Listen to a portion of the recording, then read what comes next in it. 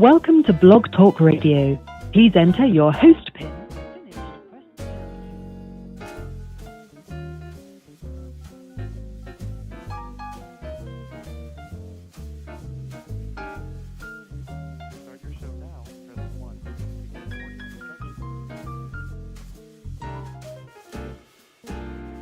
Your show will go live in 5 seconds. 4, 3, 2, 1.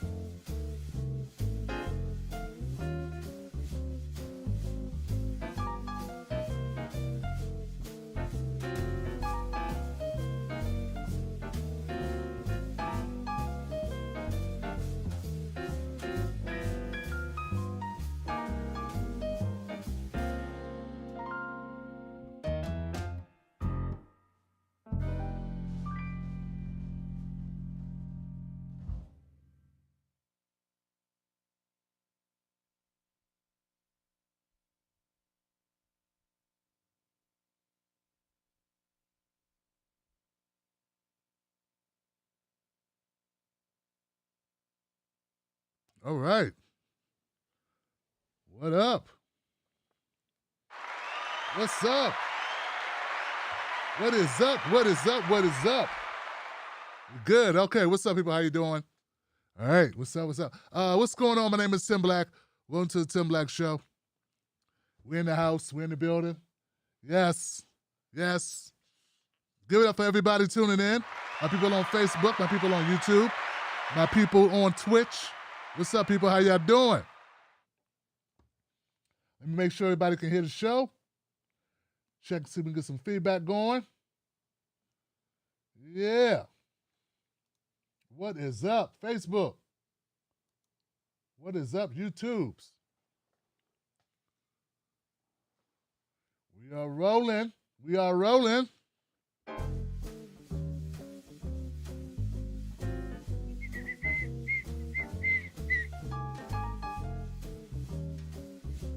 Yeah. We're looking good, looking good, looking good.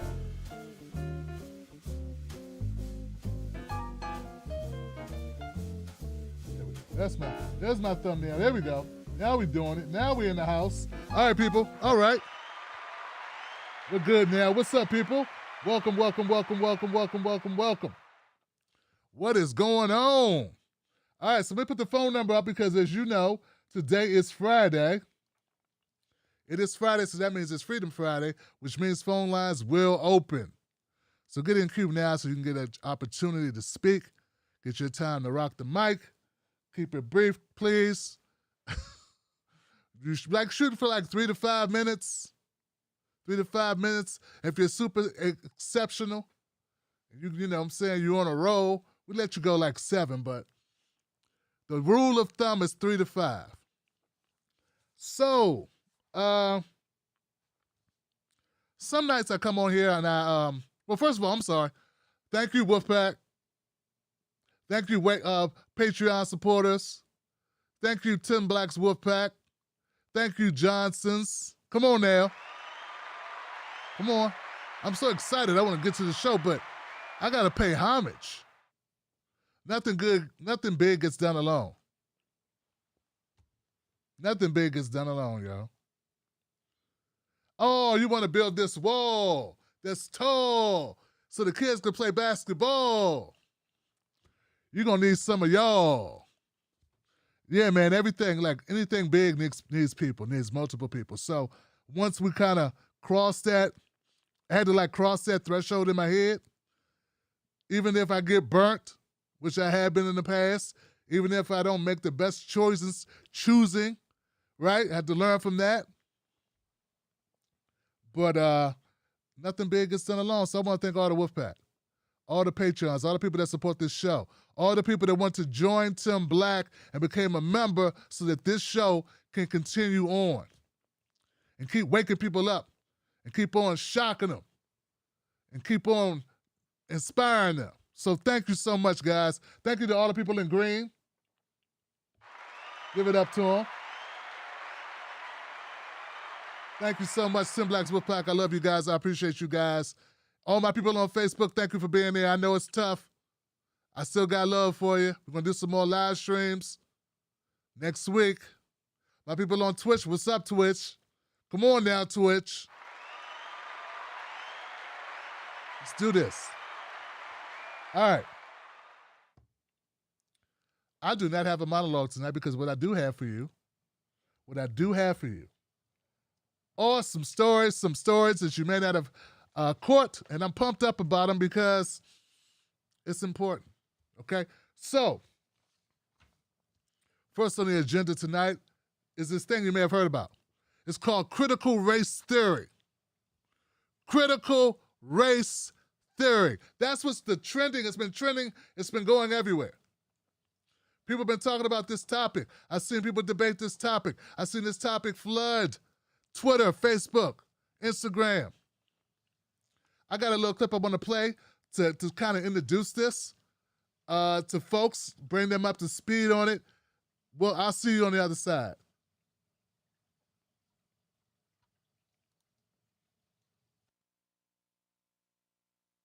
Just because I do not want critical race theory taught to my children in school does not mean that I'm a racist, damn it. School children across the country are caught in the crosshairs of a political battle over how race is taught in American schools. Why wouldn't you include a diversity of people to talk about race? That just baffles my mind. After last summer's nationwide protests against racism and police brutality, conservatives began waging their own battle over American history and an academic theory called critical race theory. Critical race theory is an academic concept developed by legal scholars Derek Bell, Kimberly Crenshaw, and others in the 1970s and 80s. And it states that race and racism are a big part of American history and are still embedded in our institutions, in our law, in our public policy, and still affect the outcomes and life outcomes of Black Americans and other people of color. Decades after the relatively obscure idea was coined, GOP political figures have seized on it. Critical race theory teaches that America is an evil country and that you are part of this oppression from the moment you're born. I will not allow federal taxpayer dollars to be used to spread anti-American propaganda.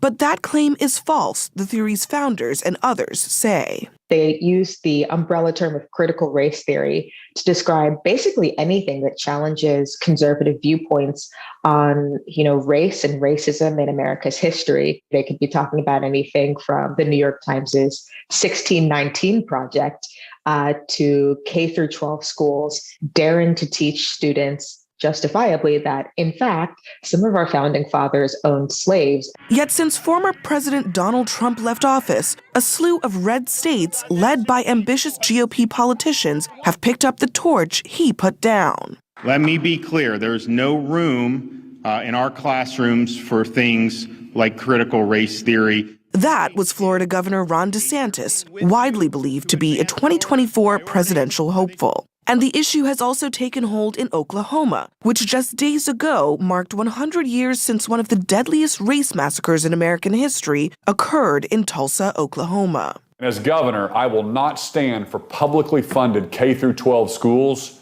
training impressionable minds to define themselves by their sex or their race. The state's Republican governor, Kevin Stitt, was removed from the Massacres Centennial Commission after he signed a bill banning schools from teaching certain concepts about race. At a time when Republicans are raging against cancel culture on social media, there has been no such outrage against bans on teaching history that they believe is un-American.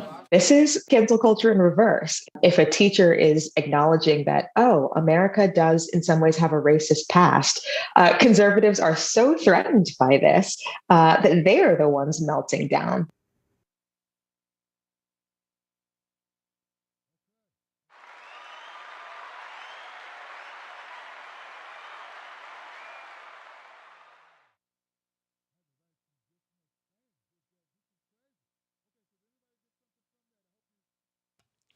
All right. Hope you got something from that. Did anybody pick some stuff up they didn't know about?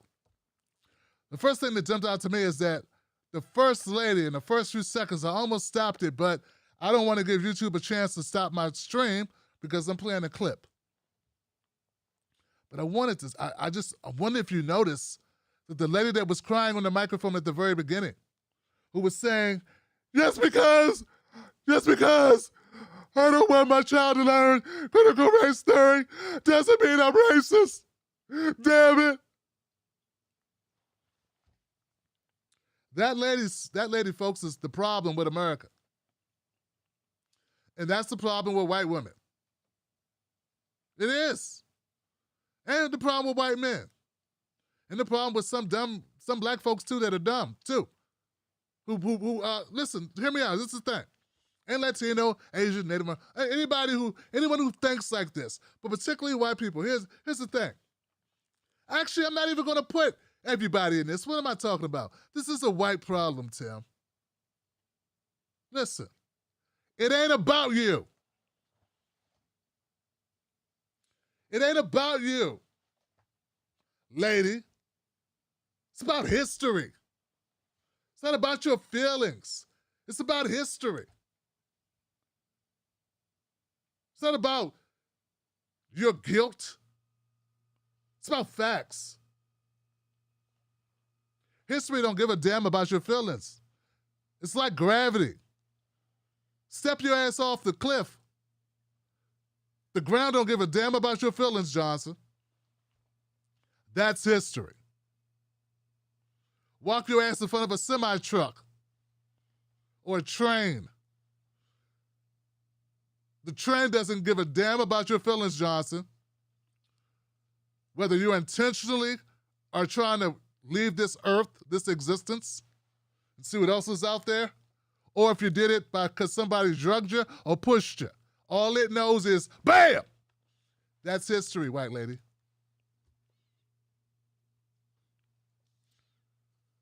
The whole thing about critical race theory is this is it. Now, I'm looking forward to bringing on someone like Arami Osimfrimpong on the show, get my man Arami to come on. He's been on here before to break this down because he's done some excellent work on this. But here's it in a nutshell, in a layman's perspective. Critical race theory is nothing more than black people and indigenous people, their history being taught honestly. That's it.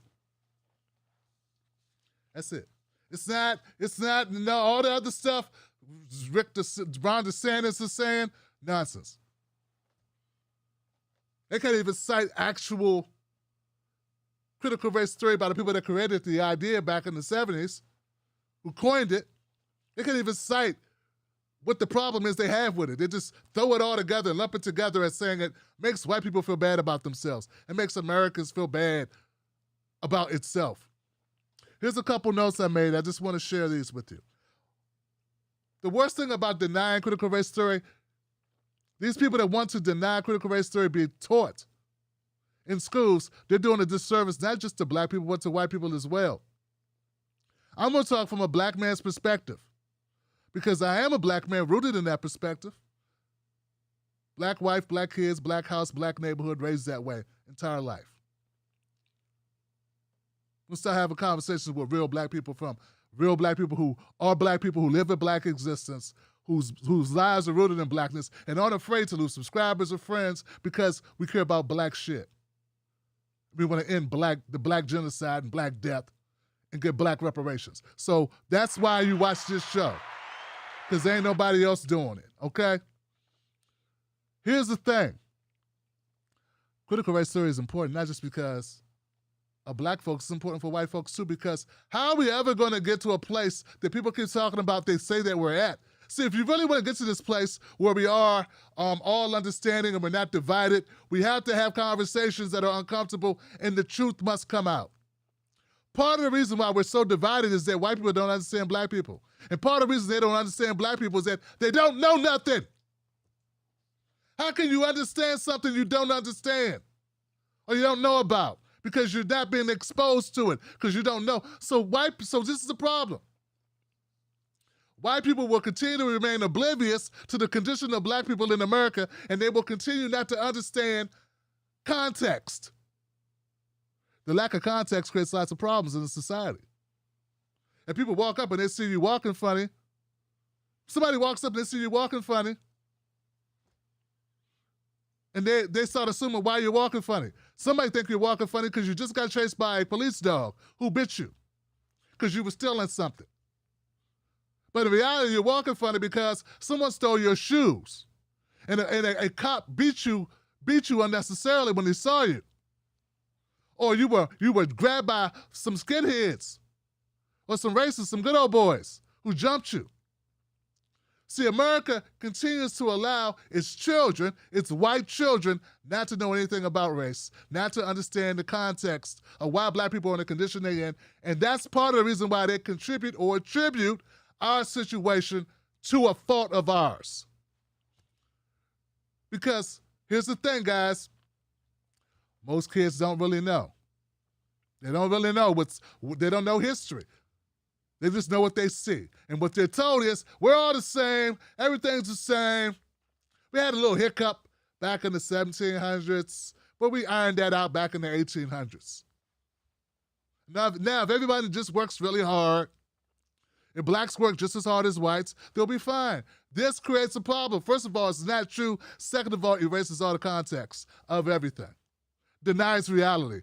How can you have a real relationship with people? How can people have a relationship amongst themselves or with one another if one side or one group is totally oblivious to the reality of the other group? So that's one reason why critical race theory is important. The divide continues due to the lack of understanding. It will continue into the future.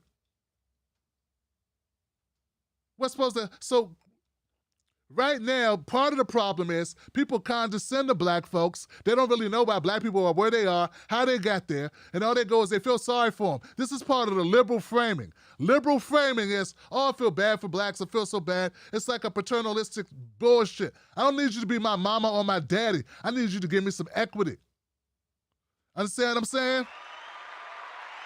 Equity. We need America to give us equity. We don't need parents. We need equity. We don't need you to mother us, father us, or browbeat us, or lord over us.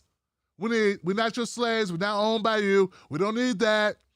None of this paternalistic nonsense. What we need is equity. Critical race theory.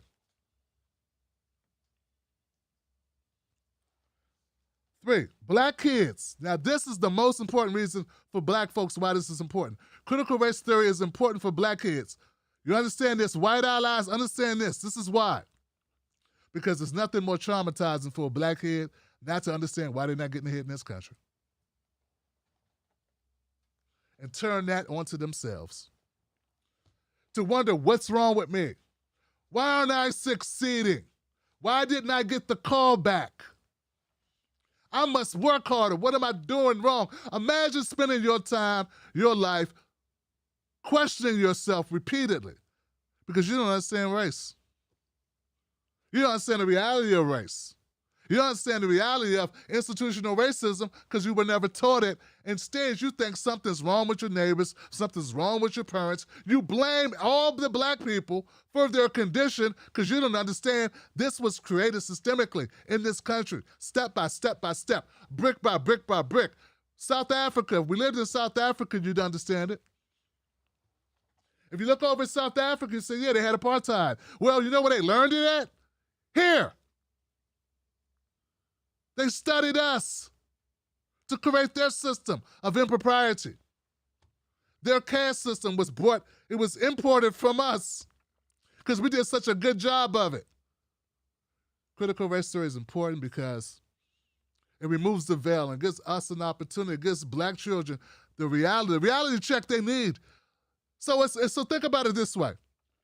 Not only are we not going to end racism, not only are we not going to tear down the structures that inhibit black folks, that stop the obstacles in the path of black folks, we're not even going to allow them to be educated to what's going on. We're going to let them walk around in a bubble in their own minds thinking everything's okay. Those sheltered black kids who parents, in my opinion, wrongly let their kids think that everything's hunky-dory, and then they get smacked with reality. We call it a black check. Everyone knows when you get your nigger check.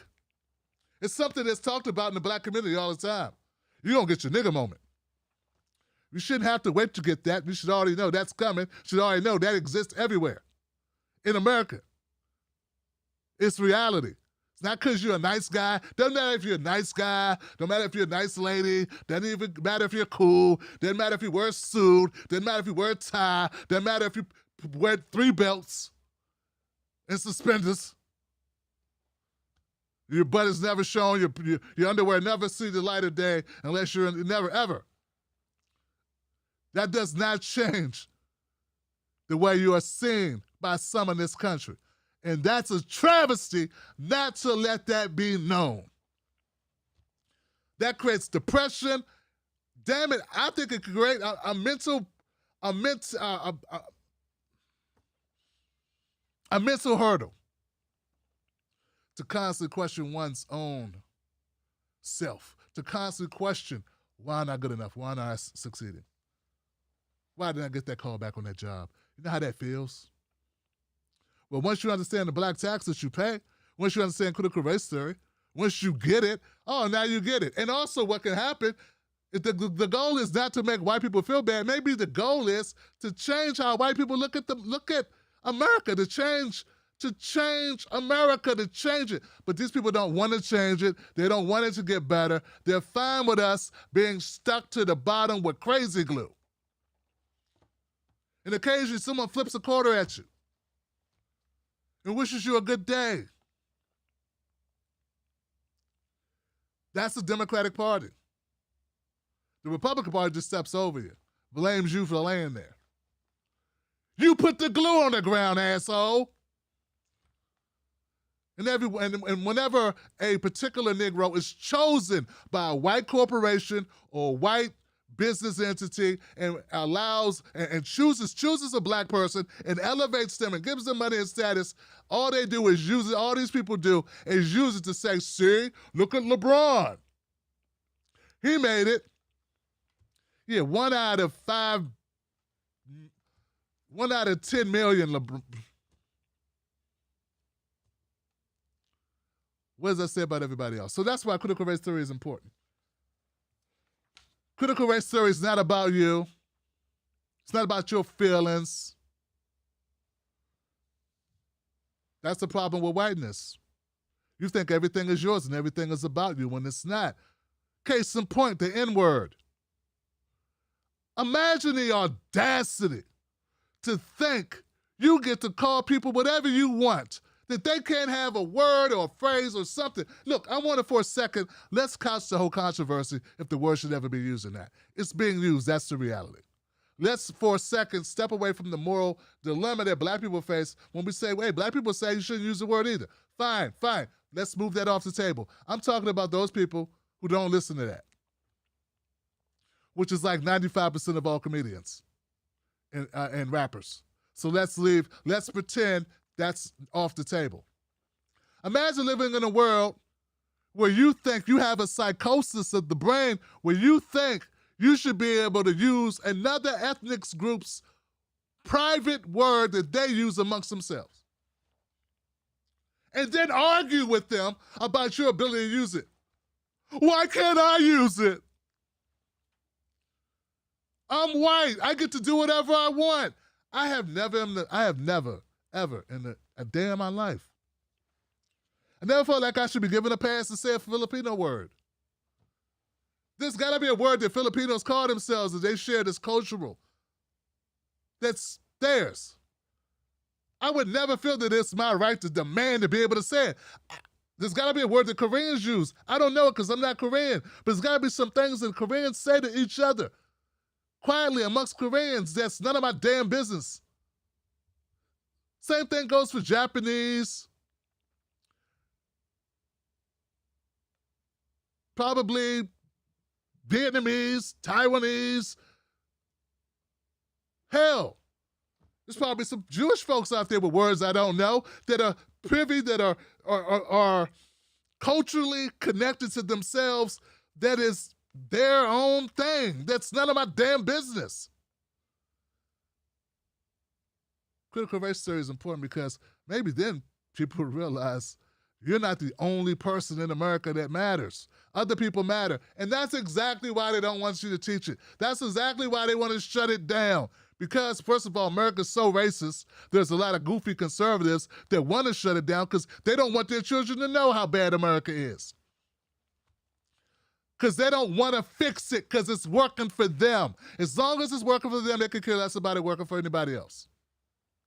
What they want you to do is shut up and suffer quietly. They don't want to end our suffering. They don't want to end us being marginalized. They don't want to end the racial wealth gap. They don't want to end us having less than 10% of the wealth of them. They just want us to shut up about it. Suffer quieter. Be quieter when you're complaining. They're even outlawing protesting now. We don't even want to hear you complain, Negro. If you got to complain, go complain at home. Don't complain in the street. I got work to do. I have a job. Won't you get one? You won't hire me. Whose fault is that? Yours.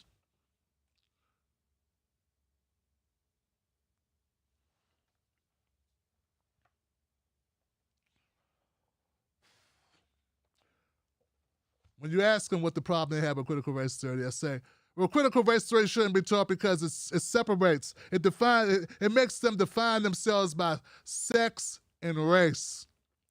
That's what that governor said, that former governor or mayor, I don't know, somebody from Florida, some goofy guy on the clip. Oh, really? Let me get this right. America spent, as long as there's been black people in America, America's been defining us by our race. And now here comes along Howdy Doody looking mofo trying to tell us you don't want critical race theory because it makes children define themselves by their race. What he means is it makes white people define themselves by their race because they've been defining us by our race since day one.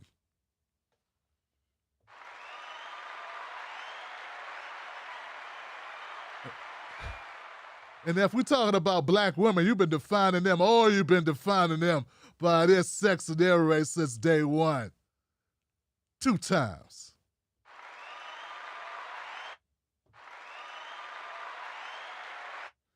Another thing they don't want you to know about. So critical race theory in a nutshell exposes the true snowflakes. And as usual, they're on the right. So as you point out all the liberal nonsense that I do, that I point out the liberal nonsense constantly.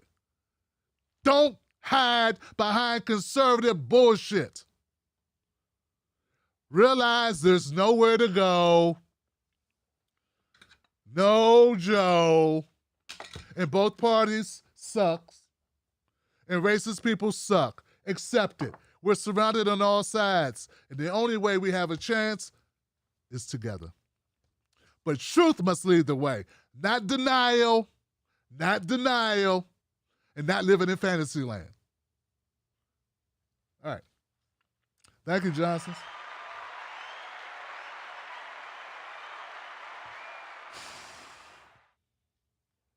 Now, I spent a good portion of last month dealing with the George Floyd case because it was important. The trial of Derek Chauvin, was monumentally important. There's I don't know if there's a independent media group or company or organization or whatever that actually did not cover the George Floyd protests that were happening.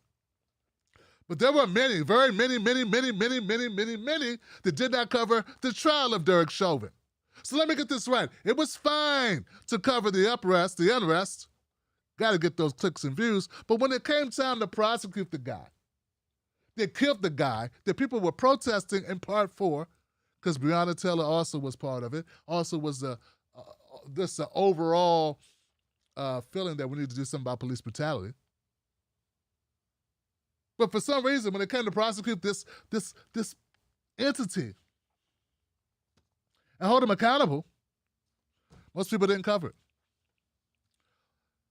Yeah, look, I'm not looking to be patted on the back for it. All I'm saying is it was an important moment in time. If you missed it and this is what you do, I don't know. I guess it's okay. I guess that's what happens when your audience doesn't care about these issues. The point is this. This is a young lady by the name of Darnella Frazier. She is to receive the Pulitzer Prize, an honorary Pulitzer Prize, for her job, or it wasn't really her job, but for what she did, which was make all that shit possible. That's right, Darnella Frazier made it all possible for us to capture what happened to George Floyd. To have the guts to take the film, keep the film, upload the film, and then testify. Did you know she had to move? She had to quit her job and move because of this? You could even cover it on your show. She was 17 years old. She not only covered it, she created it. She filmed it. You couldn't even talk about it because you were afraid you would get backlash from your cornball conservative audience. Back to Darnella Frazier. She deserves better than me rambling on about my personal bitterness about lack of coverage on this. The point is this, Darnella Frazier did an amazing thing. She said, witnessing and filming the incident. Let's get a picture up on the screen. I'm sorry, let's do that. Just because I do not want critical... Jesus Christ, man.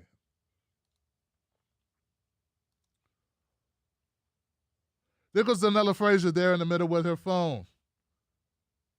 See how important it was that she was there?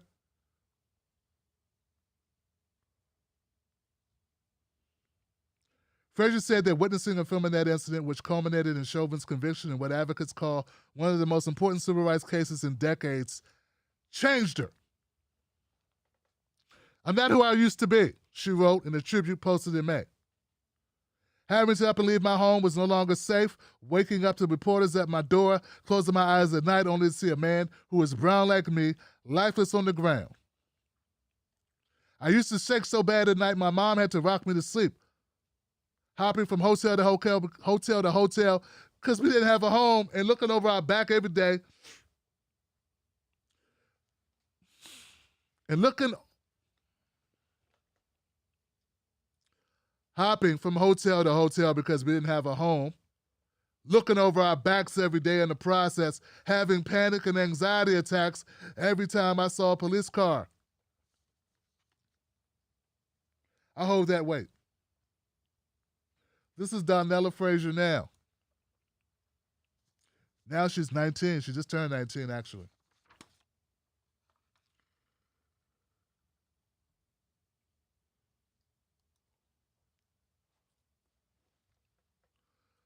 I just want everybody to know how important Darnella Frazier's sacrifice was, the risk she took, how courageous it was, and how, once again, Black women did the damn thing.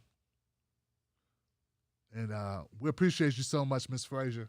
Thank you for standing up. Thank you for doing what you did. Now, there's a clip out there by Lawrence O'Donnell of MSNBC, and he put this in a way, I think, why try to recreate the wheel? Lawrence O'Donnell, do your thing, boy.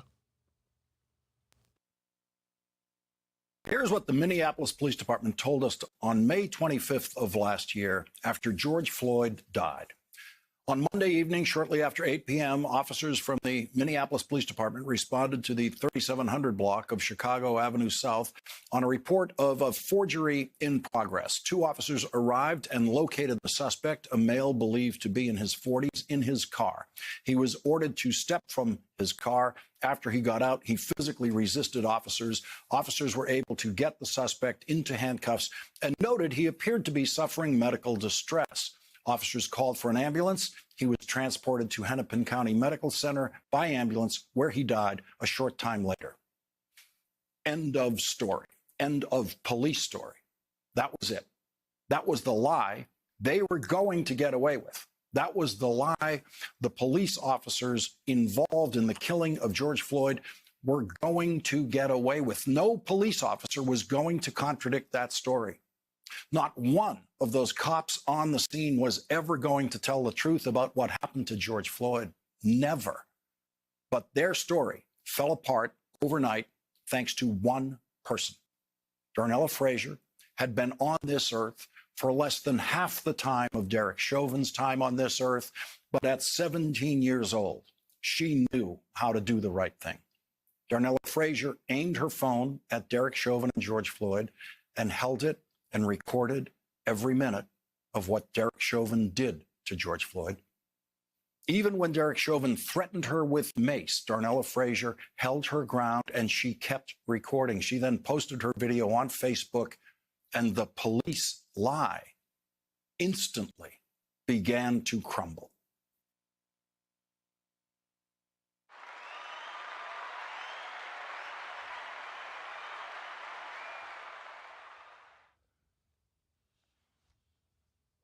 There's more to that spiel that Lawrence O'Donnell had to say about Darnella Frazier, but I'll sum it up for you because I don't want to play too much of that clip. The chief of police, the Minnesota Police Department, chief of the Minnesota Police Department, on the stand during the trial said he wouldn't ever look more into the case. He said he was given different scenario what happened. And if it wasn't for a citizen contacting him saying, hey, did you see the film? The film that Darnella Frazier released to the internet, Derek Chauvin would not be sitting here today. That day in the courtroom, that Derek Chauvin would have never been fired. They never would have been investigated any further because every officer corroborated the story that we don't know what happened. He just fell out. He had a medical emergency. And he'd be dead, and that's it. And ball game over. And that was all. If it wasn't for Darnella Frazier, there never would have been this civil rights moment sparked across the country and across the world. Derek Chauvin would still be on the streets terrorizing folks. And you wouldn't have this reason or this moment to learn about how badly police corruption and brutality has gone throughout this country. Without that film, there's no step forward. There's no progress at all. I'm not saying there's been a whole lot of progress, but anything that's been eked out of this moment never would have happened without Darnella Frazier. Now, before I end this, I want you to think about this. Think about all the times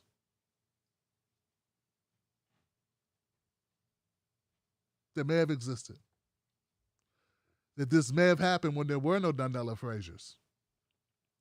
We had 4 police officers lie on reports. They all lied and told the same lie. None of them contradicted themselves. None of those officers stepped in to stop Derek Chauvin. They let it just happen. Think about all the people online.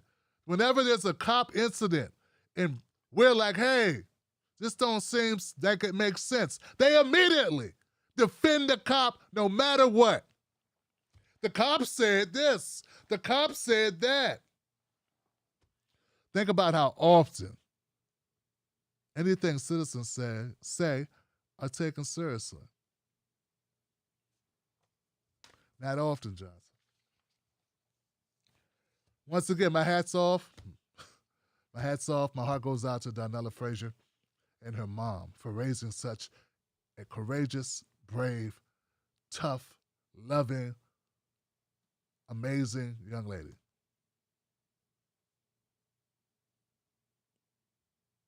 God bless you, girl. All right. Give it up for that.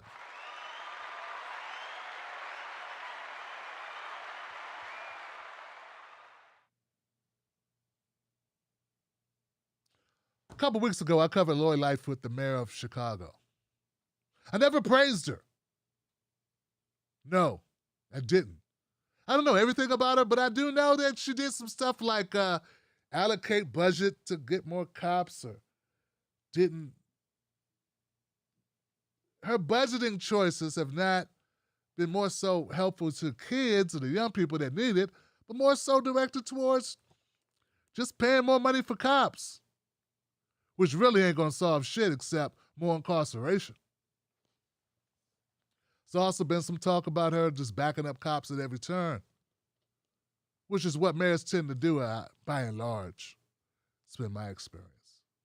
So no, I wasn't praising her at all, but recently when the whole thing came out about her not interviewing with white journalists or one-on-one interviews with white journalists to coronate or to celebrate her 2-year anniversary as mayor,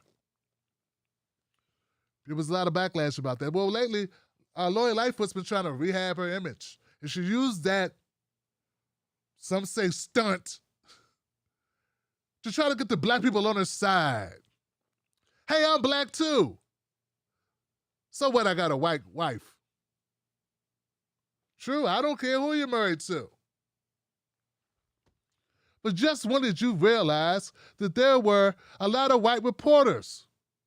You had to realize it forever, or at least as long as you've been a Chicago mayor. But why all of a sudden did you need to do it when you did it? These are critical questions people wanted me to ask Lori Lightfoot. So I'm just throwing them into the ether because she's not here to talk to. Thing is this, we don't like being played.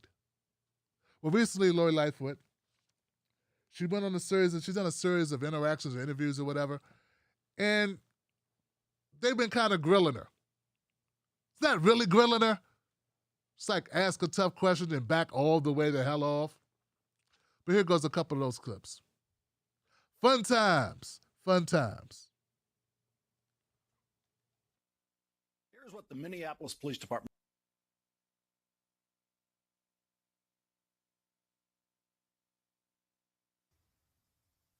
But why is it getting worse? We know that there are an enormous amount of open jobs in the country. We know between stimulus payments, the rent moratorium, there is more government support this year than in previous years. Yet kids in your city are being gunned down at a faster rate than in the past. More than 50 children were shot. 10 of them were killed this year, including a 14-year-old boy yesterday. Why is this happening? We can't just say it's poverty, it's lack of jobs. We're addressing those things. But Stephanie, it is. And you outlined the fact that there are a lot of resources available now that there weren't. But what we've got to do is make sure we connect them up with the people who need them most. And the fact of the matter is, we've got too many people in neighborhoods that have been neglected for far too long. And what we know from doing this work is it literally takes block by block, family by family, neighborhood by neighborhood, diligence over a long period of time. We're not going to be able to flip a switch and change this around. But also, every part of the criminal justice ecosystem has been dramatically impacted. Our courts have been closed for over a year. We have very dangerous people because our jails have been shut down, out on the street and causing violence. So the entire public safety ecosystem, not just the parts that the mayor of Chicago controls, have to step up and do their part. And until that ecosystem comes fully back online, we're going to see challenges. But we're not waiting for anybody else. We're taking ownership of what we can control. All right. Well, I don't want that to play. Listen, guys. I want to hope. I hold out hope that this lady that's interviewing her, I've seen her before. I can't remember her name. What's the lady who's interviewing Lori Lightfoot, whoever she is? I've seen her. Just can't place her name right now. What a dumb question. See, I don't want to defend Lori Lightfoot, but that's a very stupid question. So I got criticism of the interviewer and criticism of Lori Lightfoot. Lady, are you serious? We got stimulus checks. Everyone's got money, so what's the problem? There's a lot of open jobs, so what's the problem? I'm just hoping these are softballs that she's lobbying to Lori. She can't be that dense, can she? I mean, okay, let's pretend she's that dense. I hope you're not, lady, but let's pretend that she is. Jesus Christ, lady. So let me get this right. People neglected in a battle zone for the last 30 years. You give them a $1,400 check. And then you go, what's the problem? People raised in a culture where this friend dies, my dad got shot, my sister got shot, stray bullets ducking in here, metal detectors, horrible schools, my cousin got shot. Like, raised in that environment. All of a sudden, you want to airlift in a couple of bags of rice and call it a day. Like, where would that actually work? So I hope that you're not that dense. Lori Lightfoot's response, for the most part in the beginning, kind of made sense, but then she went to talking about more jails. Oh, we need more jails. The jails were closed. I want you to talk about the systemic problems that are going on in Chicago that have never been dealt with by choice, by Democrats. Don't just put it on Republicans, because later she says, oh, it'll be fine because we got Joe Biden, and Joe Biden knows what he's doing, and please get off my ass because I'm saying the right things now.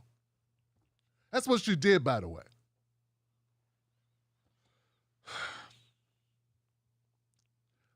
When all you got is a hammer, everything looks like a nail, and that's how Lori Lightfoot approaches being mayor, and that's how a lot of them do.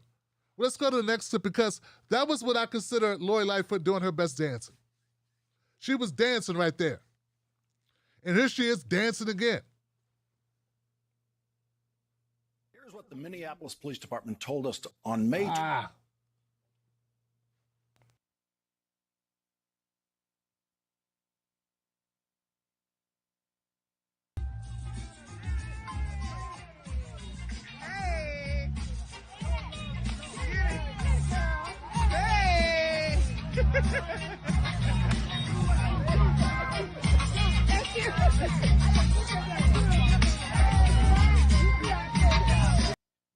For one, Johnson.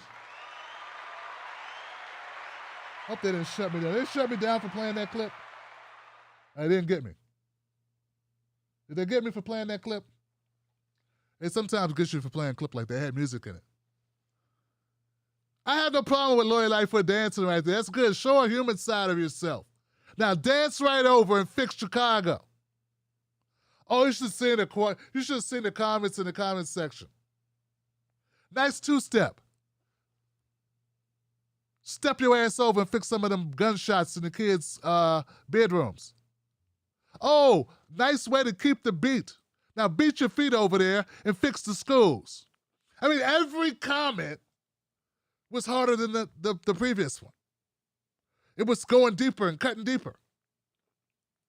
I haven't seen somebody get beat that badly since the pile scene in Hamburger Hill. That's not right. The other one, when they beat him with the soap, the guy with the soap, ow, ow, ow, kept hitting his ass with the soap. Full Metal Jacket. I haven't seen somebody get beat that bad since the soap scene of Powell in Full Metal Jacket. There we go. I'll edit it. It'll make sense. The point is, Lori Lightfoot is trying to dance her way out of the hot seat. Now, remember when I started this, I talked about how Lori Lightfoot made the comment about there not being enough black reporters in the press pool, and how for one day, she's like, bring me the blacks. Which ain't hardly enough. One day, that's all you're going to give us? I mean, I want to support it because I'm in the media industry, and I know black people get relegated to the back of the bus. Hell, we sometimes just got to push the bus, which is a step up because we used to be the bus. The busty bus. Here she is responding to the allegations and a lawsuit filed by that journalistic beacon of integrity, the Daily Caller.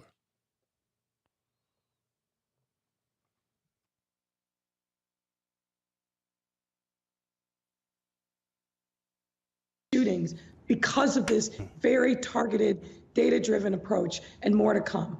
I want to ask you about a lawsuit that you're the target of and acknowledge that you are talking to me this morning, and I, by all accounts, am a white guy, and we're doing this interview together. On one day, on the anniversary of your inauguration, you gave interviews to only reporters of color, and you're being now sued for that on the basis of discrimination. Your reaction? Well, the lawsuit is completely frivolous. I'd use a more colorful term if we weren't on TV. But here's the thing. I'm the mayor of the third largest city in the country. I'm an African-American woman, to state the obvious. Every day when I look out across my podium, I don't see people who look like me, but more to the point, I don't see people who reflect the richness and diversity of the city. So yes, I started a long overdue conversation about diversity in newsrooms and coverage. You all are the mirrors on society. You reflect with a critical and important lens the news of the day. You hold a public official. Whatever, man. Whatever, Johnson.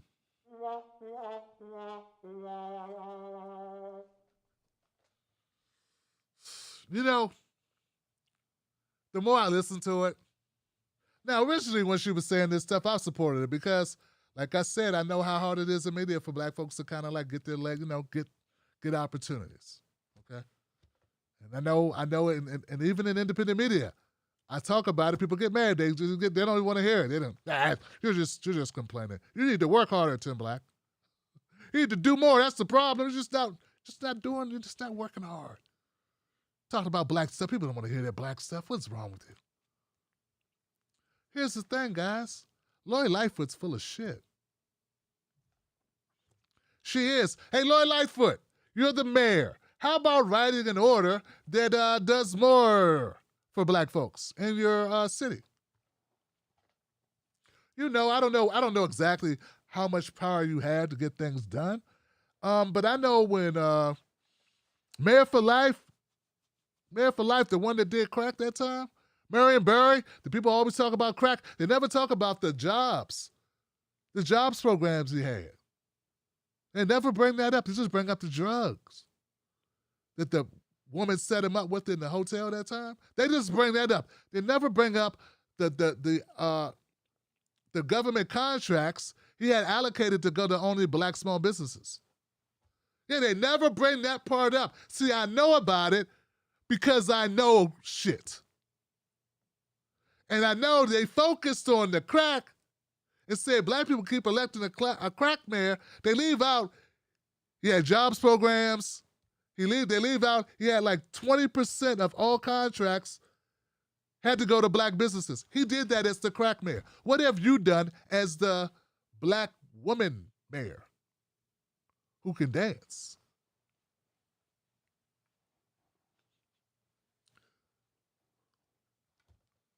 I'm just asking.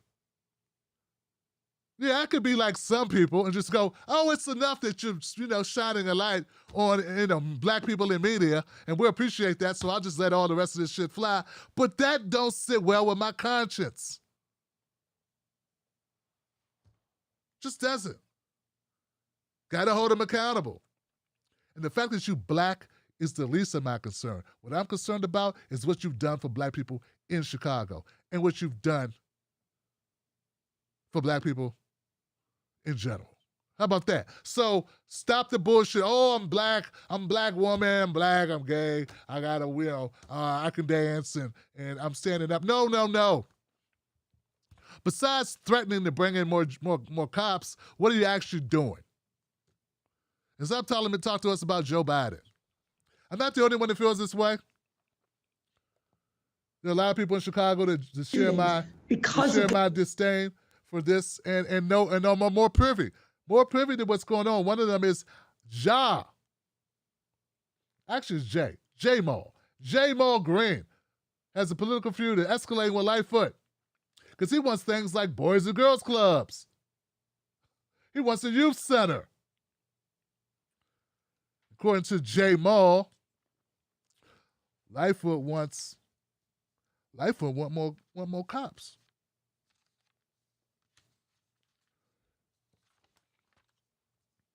When all you got is a hammer, everything looks like a nail. Last but not least, guys, and this is amazing. This is amazing. I don't even want to lead. All I'm going to do is lead this in and say, CNN has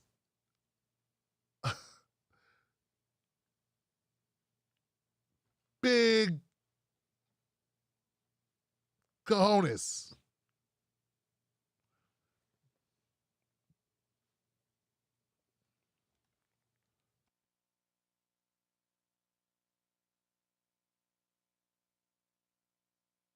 Hello, Allison. It's been a while. Hi, Jeffrey. Hello, Allison. It's been a while. It has been a while, indeed. I feel like we should address what's happened in the months since we've seen you, since some of our viewers may not know what has happened. So I guess I'll recap. I'll do the honors. Help yourself. Okay. In October, you were on a Zoom call with your colleagues from the New Yorker magazine. Everyone took a break for several minutes, during which time you were caught masturbating on camera. You were subsequently fired from that job after 27 years of working there. And you, since then, have been on leave from CNN. Do I have all that right? You got it all right, sad to say. Okay, so let's start there. Okay. To quote Jay Leno, what the hell were you thinking? Well, obviously, I wasn't thinking very well or very much, and it was something that was inexplicable to me. I think one point, I wouldn't exactly say in my defense, because nothing is really in my defense. I didn't think I was on the call. I didn't think other people could see me. You thought that you had turned off your camera? Correct. I thought that I had turned off the Zoom call. Now, there have been people that said, Tim, this is no big deal. What did he do that was so wrong? He got caught. It's embarrassing. I feel bad for him. Look at the black man in the view there. Look at the black man looking at this shit going, what in the hell is this white guy getting away with? Look at him. He's stuck. He's not supposed to be sitting there, but he can't move. He can't believe what he's saying. I mean, he knew it's great to be white, but he didn't know it was that great to be white. He's going to figure it out, though. that's not a defense. This was deeply moronic and indefensible. But, I mean, that is part of that. He's like, let me get the hell out of here. I'm not supposed to be here, Johnson. Not supposed to be here.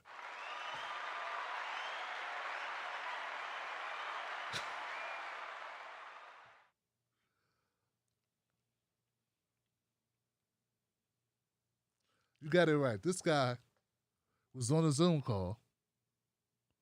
Big time writer for the New Yorker. Big time contributor to CNN. On the Zoom call, thought the Zoom was off and went to handling business right there on the laptop in front of the world. Well, in front of everybody on Zoom. All his colleagues. I just got a question before we move on. Since those people that like to say, this is no big deal, what's the big deal? If I did it, would that be okay? Just ask it. Just check it. I mean, we both know it wouldn't be because I'm black, but I'm talking about not in a job. I mean, like you know, on the live stream, like, you know? I'm saying, like, that'd be okay, but would you just overlook it and be like, hey, no big deal?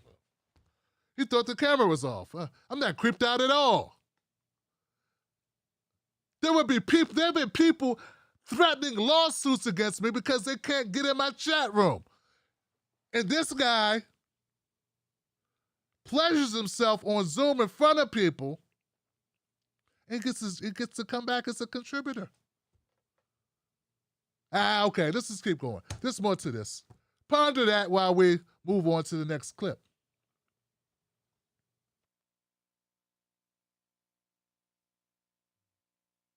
Hello, Allison. It's been a while. Yeah. And, I have spent the 7 subsequent months, miserable months in my life, I can certainly confess, trying to be a better person. I mean, in therapy, trying to do some public service, working in a food bank, which I certainly am going to continue to do, working on a new book about the Oklahoma City bombing, but I am trying to become the kind of person that people can trust again. Nah, Johnson, that ain't ever gonna happen. No one's ever gonna, you weren't gone long enough. Look, I'm not saying he's the worst guy that ever existed. It's not like he sent texts to his lawyer using the N-word, and he's the president's son or nothing. But, he's not the worst person in the world, right? But what he is creepy as hell. And other people don't want to work with people that creep them out. There are people who lose their jobs just for saying the wrong thing. This guy did the wrong thing in front of people. Some people, imagine having to see this guy on Monday morning and look at his face. Deal with him in person. Ugh. At least we got the elbow handshakes now. That helps a little. No, I'm not saying he's the worst person in the world. No, I'm not saying he should be crucified forever. What I'm saying is, he ain't been gone long enough for me to forget what he did. Now, what's this thing about you? You went to help out in the soup kitchen. You went to therapy. For what? What do you need therapy for? That's why I don't, see, that's another thing I don't like. I don't like dishonesty. This is dishonest. I went to therapy for doing what? Well, because what you weren't doing it right? What you need therapy for? You thought you were offline. You did something a lot of people do. There was a moment he could have stood up. He could have been that guy. Instead, he wants to pretend that we're stupid. And what soup kitchen did you work at? And do they know your past? And did you wash your hands? None of this is out of bounds because he shouldn't be back yet. He should not be back yet. Here goes the last clip on this. And, I have spent the 7 subsequent one thing about all this is I've never thought of myself, even when I was a prosecutor, as someone who was a particular hard ass, who was someone who was wanted to punish everyone to the maximum extent of the law. And also, as a journalist, I have been aware that, not every crime deserves the death penalty. So I don't think there's a lot of hypocrisy involved in a claim for leniency on my part. But it is true that, people had fun with this. And I am enough a person in the world to know, people were going to have fun with it. Well, I mean, on that note, even O.J. Simpson took a swipe at you.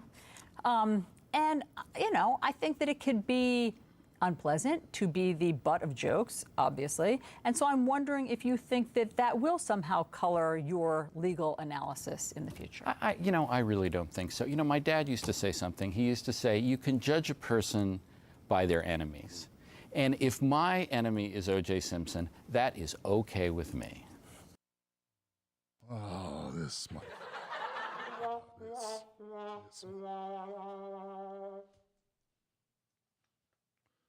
a lot of people make jokes about you tubing. You pompous, arrogant prick. You high-stepping elitist. A lot of people make jokes about you. Why not? Even OJ. So, the way we're gonna get on the hot seat is we're gonna throw in an OJ joke, take a jab at OJ. He's my enemy. He's not your enemy. He just made fun of you. Just pointed out how hypocritical you assholes are. And he was right. It's a damn shame when a killer is more right than you are. Has more moral standing than you. This guy gets to come back and creep everyone out. And save me the nonsense about, I feel sorry for him. I feel so bad for him. What's supposed to happen? He's supposed to lose everything. Yes! For a minute, that's what happens. We do something that's stupid. People make mistakes all the time that cost him a lot. He didn't lose anything. It doesn't sound like his whole life was turned upside down. He was just embarrassed. People have lost more for using the N-word on the train.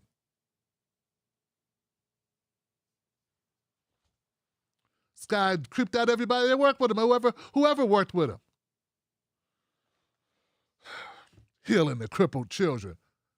What's he going to say next? He was babysitting black kids for black single moms in the hood? What else were you doing? Picking up bottles and donating the proceeds to the homeless shelter? What else were you doing? Healing the sick? Washing homeless people's feet? Just throwing stuff against the wall. I'm a good guy. I'm still white. Come on. I'm an elitist. I'm important. I worked at the New Yorker for 27 years. You don't work here no more, though, do you? No, I don't feel like being nice to him. I never liked him, and that's really what this is all about. I never liked him. Always thought he was arrogant and pompous and looked down his nose when he talked to people. I don't like people like that. And besides that, if you want to feel sorry for someone losing their job, what about all the black women that lose their job for stuff like their hair? Yeah, that's for the jackass on Instagram. Oh, Tim, don't you have something better to do than talk about this unfortunate man's problem? It was an accident. Yeah, you know what? What about this? Why aren't you talking about this, asshole? Defender. Defender of all things. One thing about Defender of Mr.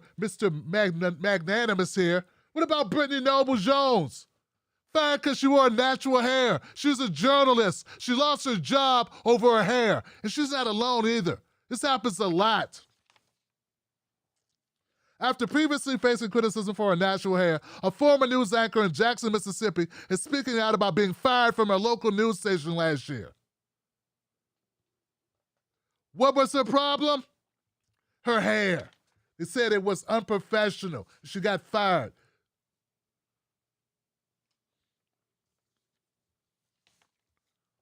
Don't tell me to take the moral high ground when they don't. Did Tubin stand up for her when she got fired for her fucking hair? No, he didn't. No, he didn't, jackass.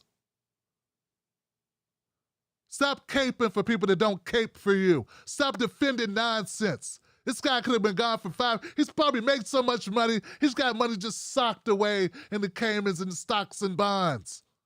What about poor people that lose their jobs? The poor black guys that lose their jobs because they don't want to cut their dreads.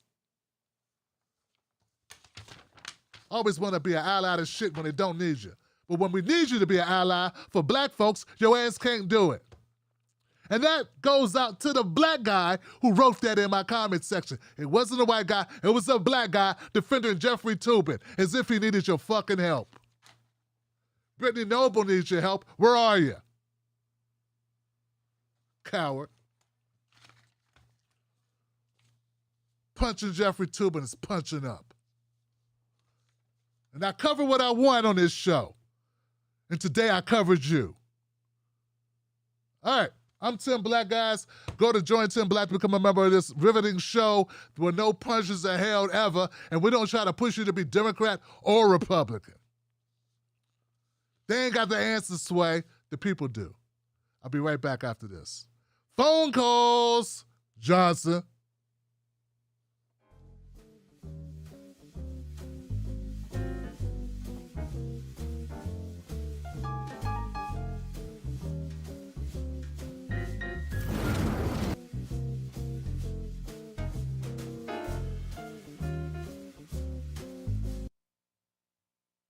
Tim Black.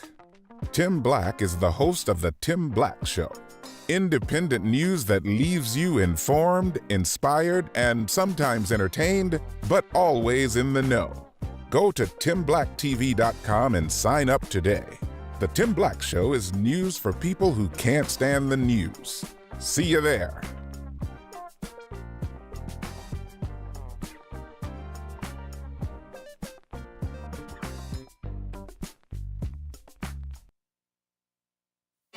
Most news shows are suspect. They don't focus on Black issues, and when they do, it's all fluff. How does that help your life? How does that help your family? How does that help the culture? They don't. The Tim Black Show is different. Tim Black gives you news for people who can't stand the news. Real, authentic, researched, entertaining, on point. Don't let nobody take your cornbread. Visit www.timblacktv.com today. Get Black breaking news, politics, culture from someone you can trust. TimBlackTV.com. Join us today.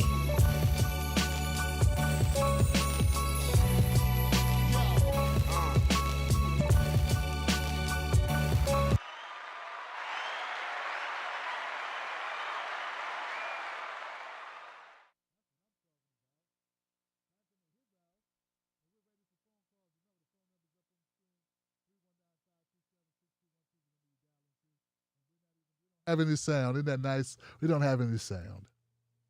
Hi, how you doing? I'm Tim Black. Welcome back to the show, guys. Check it out. Phone number's up on the screen. 319-527-6212. That's the number you dial into if you want to be heard on the show. Please try to keep calls to 3 to 5 minutes. Go a little bit longer if you're the bomb. But if you are the crickets,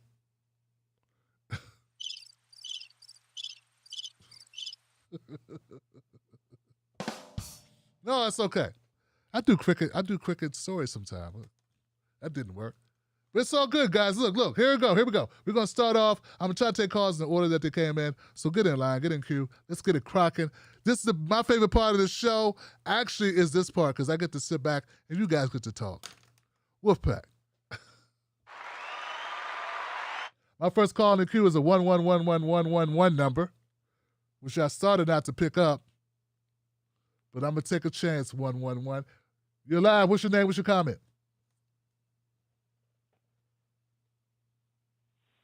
Hello. All right. Well, I guess I don't have to pick you up, 111. 111, because you're not answering. 3, 2, 1. And you're out of there, Johnson. Let's go to 312. 312, you're live. What's your name? What's your comment? Hey, Tim. It's Joy Bunton from Chicago. What's up? Hey, Joy. How you doing? I'm good. Thank you. I was calling to say thank you for, I was calling for something else. But first, I want to say thank you for covering the Derek Chauvin trial. And I always like when you cover Chicago. It's always a good thing. And yeah, Lori Lightfoot, she needs to go. I hope she goes. And the other reason why I was calling is because Renee and I, as former MPP petitioners, we are helping out with this M4 All March for Medicare for All. That's going to be July 24th.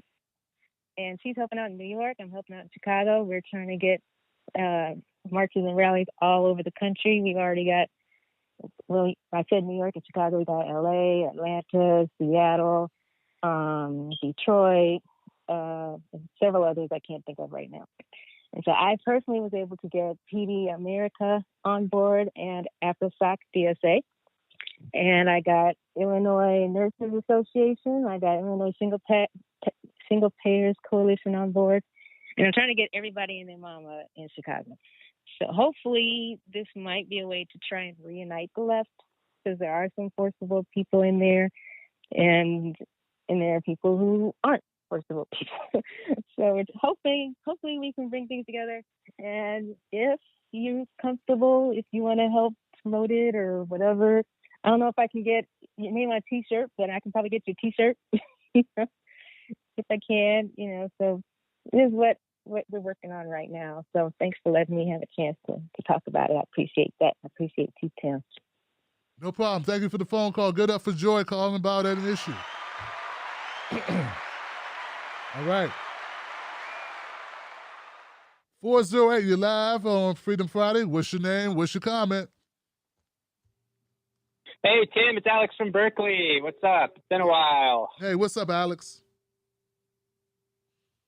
Hey, so I've been working with elderly care at night. That's why I haven't been calling lately. But I am back now, and I have a lot to talk about. So much has happened that has just broken my brain with stupidity and has done nothing but reaffirm my belief that America really is the factory of sadness in the world, like the factory of sadness, or the United States of amnesia, if you're not into the whole brevity thing. I don't know who to yell at. Democrats, you know, I love yelling at Democrats, Tim, but I mean, Republicans might be even dumber in a lot of ways. So I can't really, you know, play favorites here.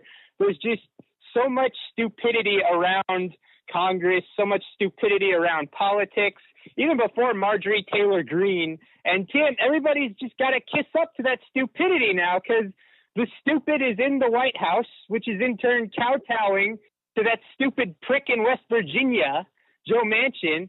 And here we are, Tim, floundering away, drowning in our infighting and our debt and our lack of power and our lack of health care and our lack of college.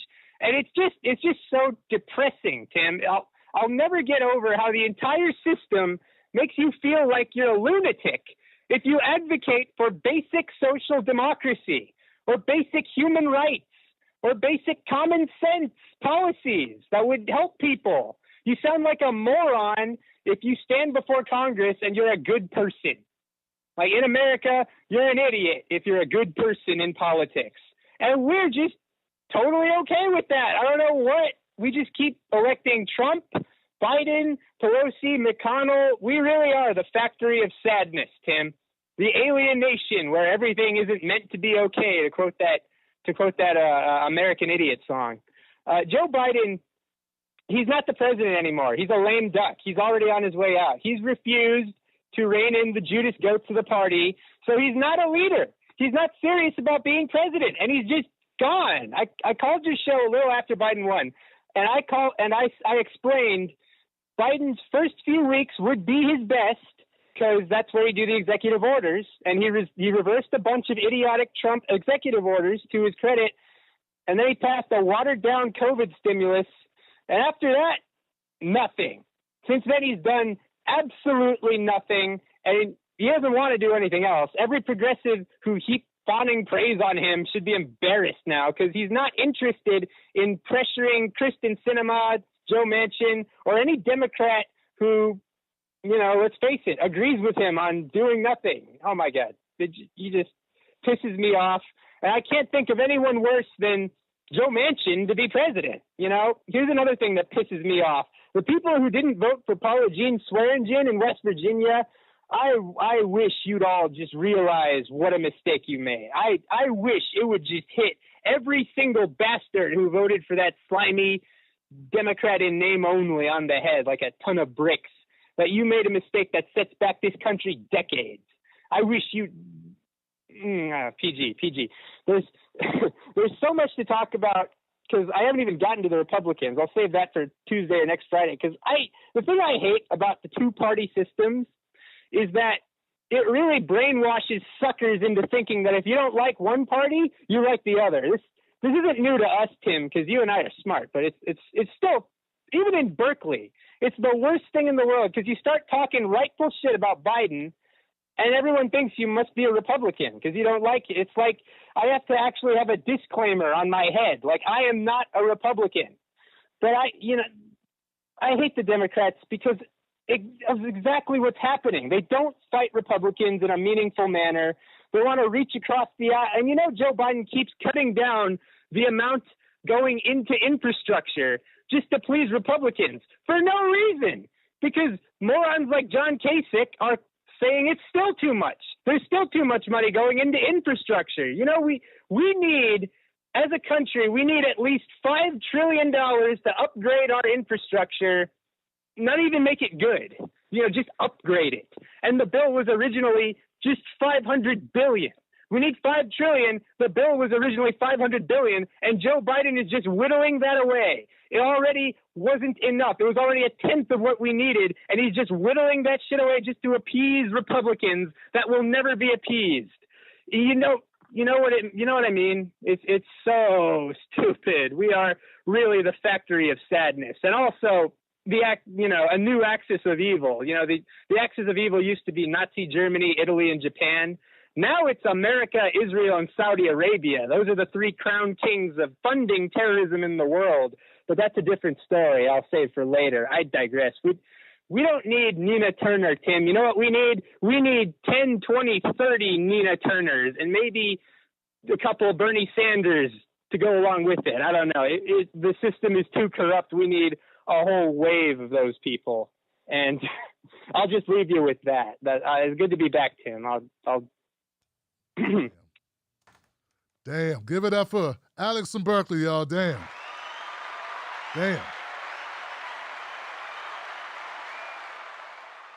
He hit on a couple of things that I know to be a fact here.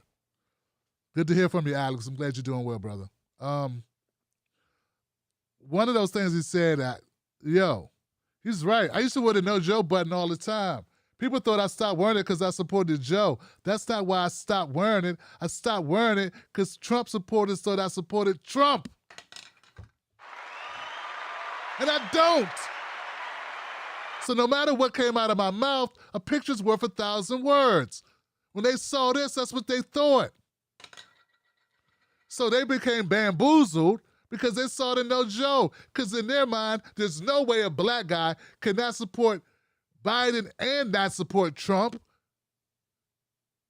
They couldn't believe it, that I could actually be independent and not trust either one of them.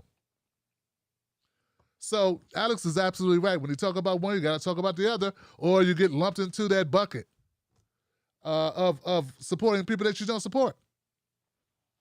And the other thing, he's absolutely right about Nina Turner, man. And I know we need more than one Nina Turner. We need like 100 Nina Turners.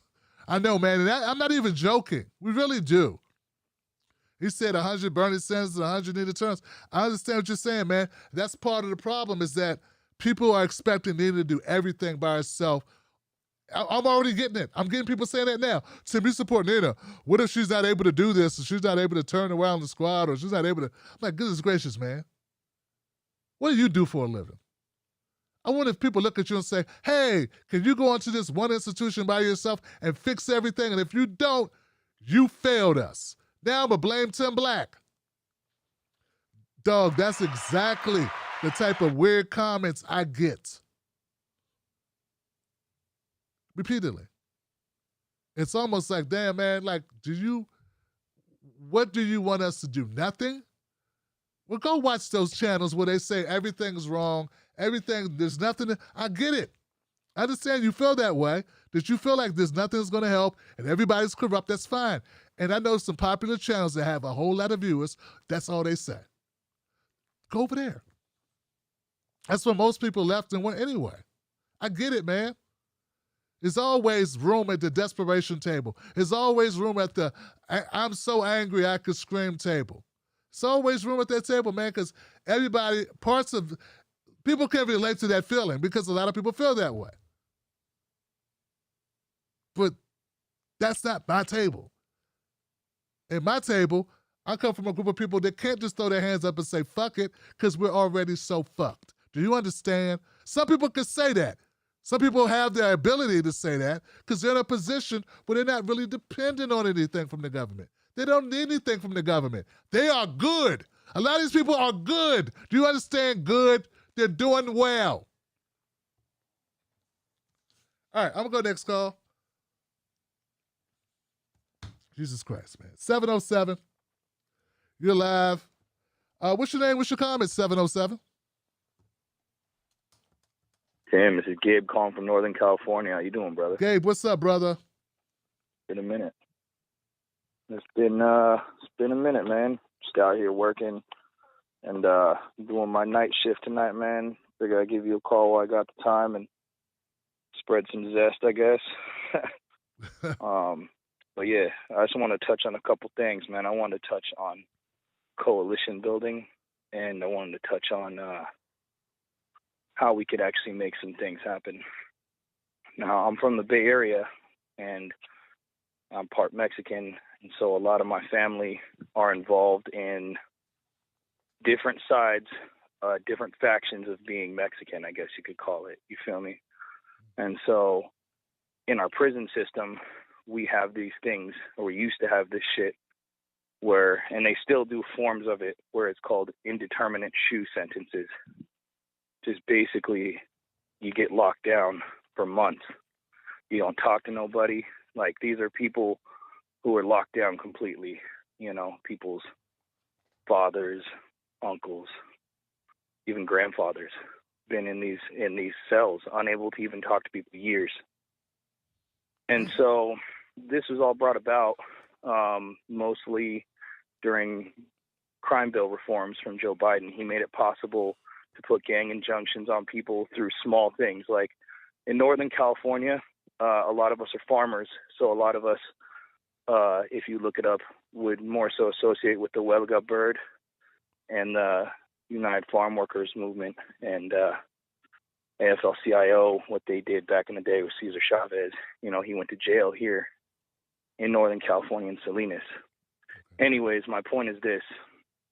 In order to end that, all of the races and the groups, these different segments, okay, got together and they had mass hunger strikes. These hunger strikes, literally, it was across the entire state. These people make calls that go everywhere, and so the entire state, all these people went hunger strike, shut it down, okay? That forced them to end indeterminate shoe sentences. Now, the people who actually filed the lawsuit to actually end this, okay, the people who actually brought this together were two members of the Aryan Brotherhood, okay? Two white supremacists helped end indeterminate shoe sentences for everybody, okay? There's people that were locked up for 20 years that are now seeing their way back into main lines, able to be around other humans again, just in prison, just being around other humans. So what I'm getting at is this, all right? I am not advocating to go fucking buddy up with white power, guys. I'm not fucking with that. What I'm saying is this. When it comes to coalition building and when it comes to actually getting things done, alienating people is not the way to do this. The numbers are there. 76% of this country, supposedly, is white. Okay? A lot of this country is white as fuck. All right? Now, the only way we're going to get anything done is we're going to have to get some of those fucking whites on board. And we've got some. But the point is alienating the dumb ones up front doesn't help anything. And there are a shitload of dumbass people. What do you mean by alienating? You know? What do you mean by alienating? Describe alienating. Okay, so what I say is this. I think that there is I say everybody has their own prejudice. Okay, I would say your initial reaction to Lori Lightfoot being like, yeah, she wasn't that bad. Like, I think that is your prejudice seeing through, being like, oh, they're coming down on a black woman. And yeah, sure. But Lori Lightfoot, like, we don't need to get into Lori Lightfoot, okay? But you know what I'm saying here. Lori Lightfoot. I never said that Lori Lightfoot is okay. I said Lori Lightfoot was right about the media. I'm not saying that you're standing for Lori Lightfoot. Don't get angry You just said that. Okay, I'm not attacking you at all. You just said. No, what I'm saying, that's not an attack, though. What I'm saying is that you obviously looked through it initially, and you said that. That's not what I said. Like, okay, I never said. I'm correcting you because that's not what I said, Gabe. I never said Lori Lightfoot was okay. Or anything. I said she's right about one thing. I never said you said she was okay. Okay. Dude, I don't defend her because she's black. I don't give a shit about that. When you initially reacted to it, I literally heard you speaking about this earlier. That's why I'm commenting on this now, as I've been listening. That's not, but I never said that, though. You can't take me out of context. That's not what I said. But go ahead, man. But what do you mean? What do you mean? No, dude. If I took something out of... Don't worry.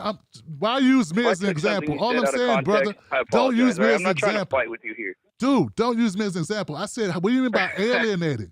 What do you mean by alienating? Because I'm going to defend myself if you make a mistake. You're mad at me, man. I'm just trying to talk to you, bro. All right, man.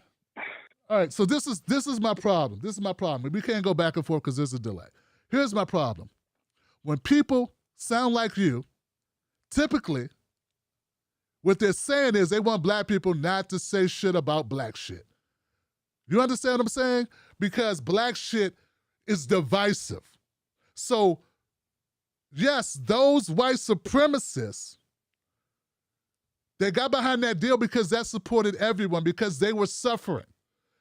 Get what I'm saying? The problem is there are things that black people are suffering in this country that are specific to black people because of the history of black people in this country. There is very little that is specific to white people in this country. that they're suffering because they are white people. There is no redlining for white people. There was no segregation for white people. There's no, 10% of the wealth for white people. There's a laundry list of things that have impacted. There's no white people needing reparations because they were slaves in Jim Crow and mass incarceration and Jane Crow and all the other shit we've been through. They don't have that. So this is my pushback. That's why I wanted you to explain to me what you mean by alienating. Because to some people, to the fucked up liberals, who I have a big problem with, their definition of alienating, once you dig through it all, once you get to the bottom of it all, the root of it all, and don't tell me not to get angry, okay?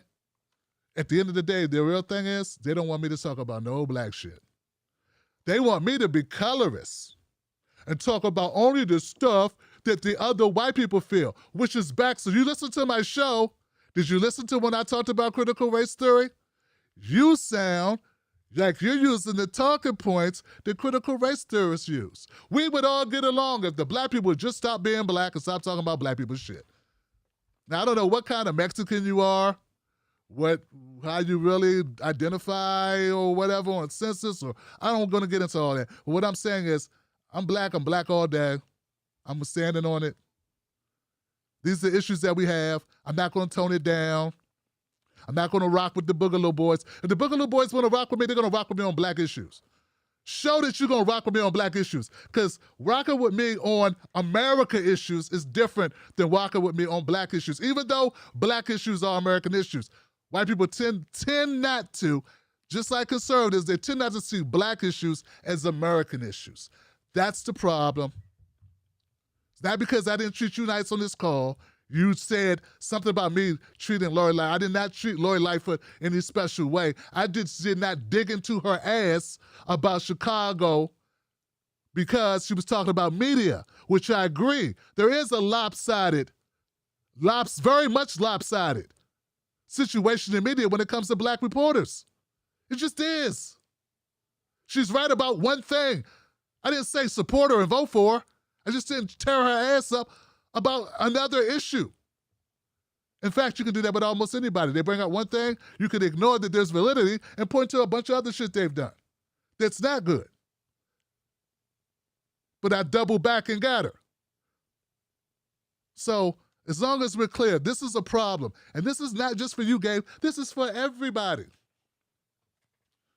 Don't call yourself an ally if all you want to do is shut black people up so you can get the numbers of more black people so they can pretend that what's going on with black people ain't going on with black people.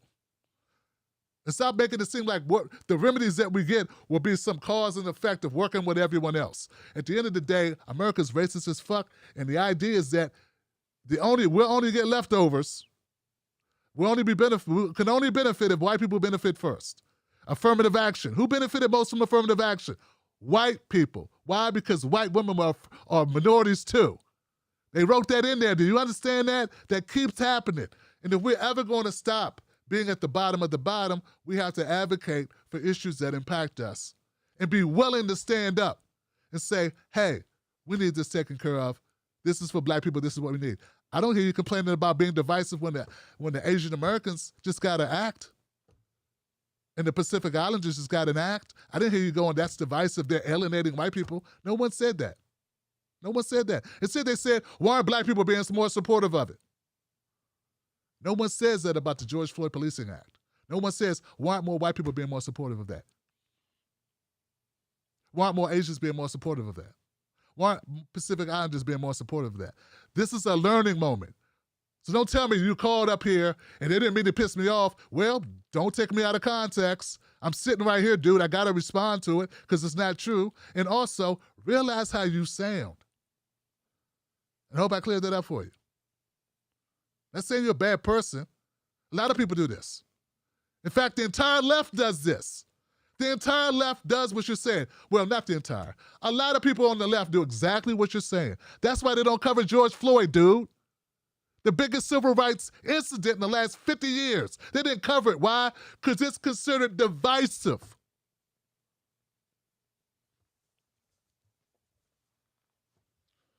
i.e. not good for business.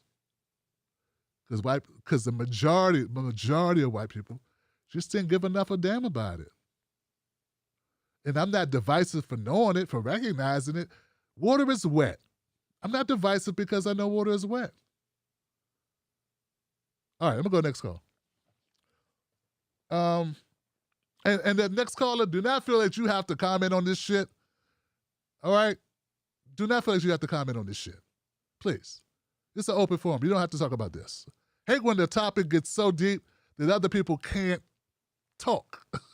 Like, I gotta talk about that. I didn't get on the phone to talk about that. I wanted to talk about HR 42, or I wanted to talk about, clean water or whatever. So still be able to do that, okay, if that's what you called up for. Some people wait all week to call up and they have an issue they want to talk about, and that's fine.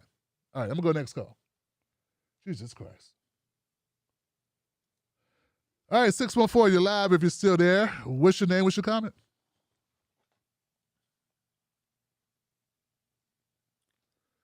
(614), you're live.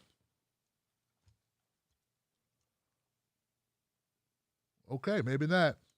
Hello? Hey, how you doing? Hello? Who's this?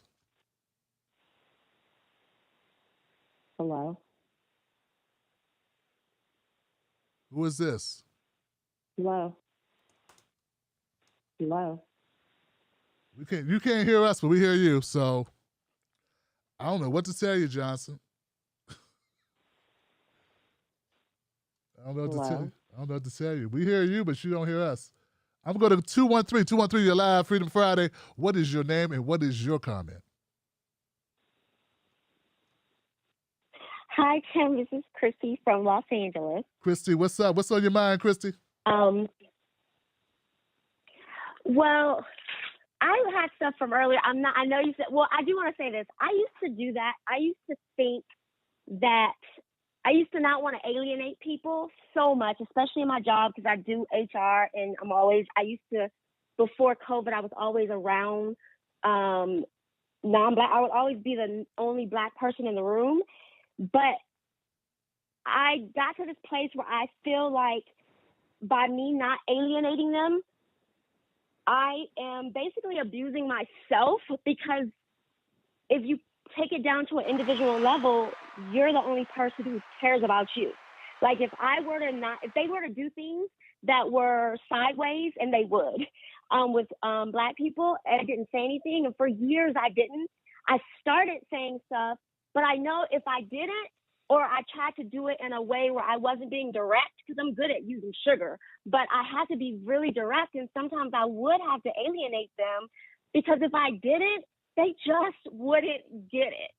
So anyway, that's just what I thought of when I heard you say that. But I was calling because of what you were talking about with critical race theory, and it's so interesting because, first of all, I think it's marketing too, because I think sometimes anytime you say the word race, you hear the R word, and white people and like other people who identify more closely with white people, or maybe don't have to deal with race on their face every day, get so upset by the word race.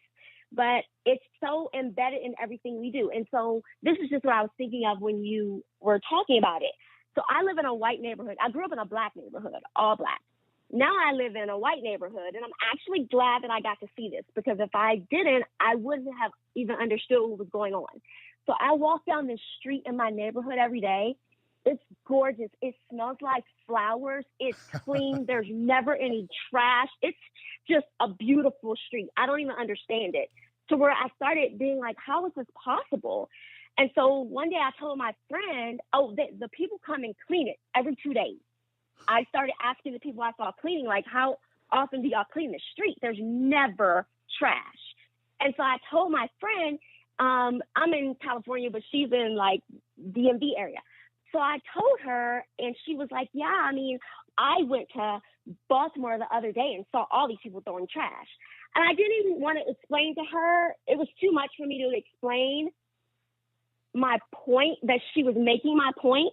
because she was making it seem like just because they were in Baltimore, they were black basically, that they throw trash. If like by virtue of being black, we throw trash more than white people. Just because if you drive through a black neighborhood, it's going to not be as clean as this, the street, just as clean, right? But the thing is, they clean, other people come and clean this street every 2 days. I'm friends with my neighbors. They don't litter less. These white people do not litter less than black people. They are not more clean, but people's minds think that because if you drive, if I go to Crenshaw, there is trash everywhere, but no one's coming to pick it up every couple of days. And if they did, we would have the same kind of neighborhood. But it's like, I think the thing about the reason I connected it to critical race theory is because then it's like, I feel like they do things so we have it in our own head that, it's not that people don't clean up. It's that, people of color are just not as clean. They just they just happen to not pay their bills on time. They just, they don't, I told my friend about the dynamic of it because it's so jarring when I go to LA proper versus where I live. And I was like, but you'll see mattresses and stuff on the street. And she was like, they should call the city. And I was like, oh my goodness, where I live, I don't have to call the city. If I put a chair out, it's gone. I don't have to call. So anyway, it's just, I know it's like small and it's about cleaning and stuff, but it's deeper because those attitudes permeate, and it goes back to the whole them and critical race theory and how people have to learn to, or white people, I have to just be direct. White people have to learn to think outside of themselves. And I think about even in college house, black people, we would all be together, and my white friends would be like, why do all the black people sit together? And it would be like, well, wait, you're not paying attention to the fact that y'all all sit together too. You're thinking that we're doing something different because you won't step outside of yourself and see us as humans. So thanks for letting me ramble. Wait, one more thing. Last thing. Okay. Another thing about critical race theory that I was thinking about is like, I know it's theory, but it's also critical race facts that people don't know. They don't know. Even other black people don't know. Like my dad is from the country and he's always saying weird things, but this is something he told me and I thought he was joking. But I had to go look it up because it's actually true. He told me that when his dad told him that when he was growing up in Texas, they used to have barrels on the street. And then if you were black and you wanted to laugh or smile, you had to go and put your head in the barrel.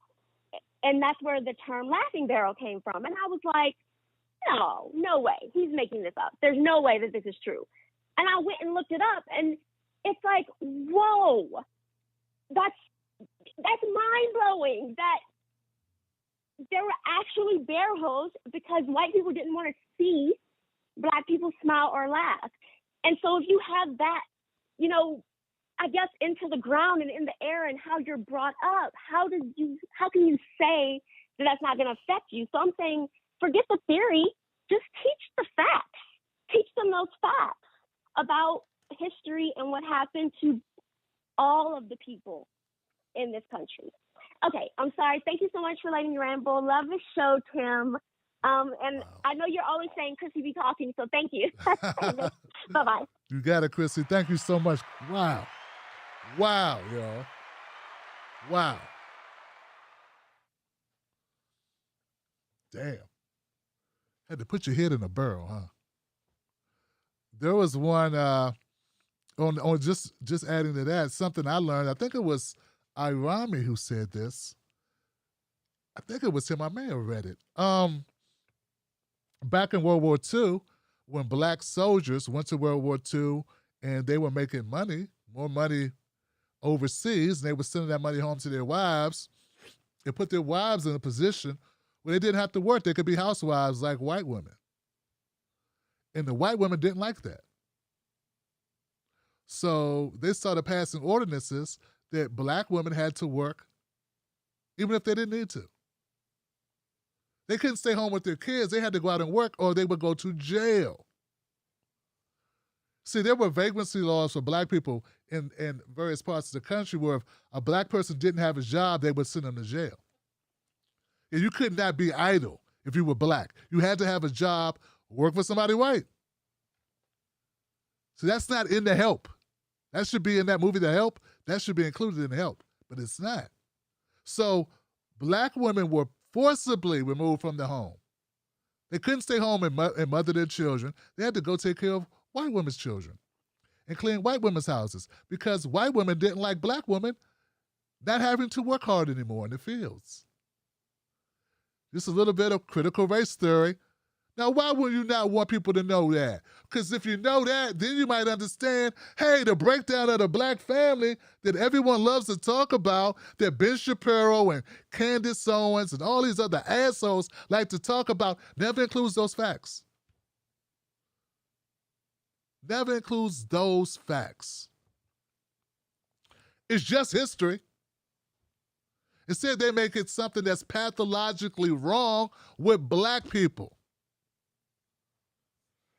Anyway, moving on, Johnson. Just stuff you know, Johnson. Give it up for Christy with that. She tore it up, man. She killed it. That's all I'll say. 573, you're live. What's your name? What's your comment, 573? What's up, Jim? This bro. Just calling, just to touch on a few things real quick. Thank you for taking the call. Based on what I've heard just in a week throughout, in the news. You're going in and out, Luke. Some of the. You're going in and out. Hold on. Can you hear me now? Yeah, you're better now. Yeah. Is it better? Yes. Okay, sorry about that.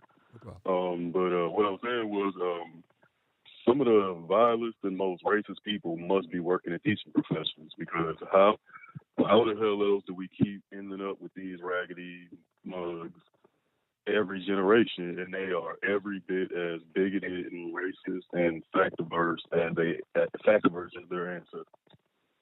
And to not just the caller who mentioned alienation, but to everyone who does try to make that alienation deflection, because make no mistake, people, that is a deflection that they often go to.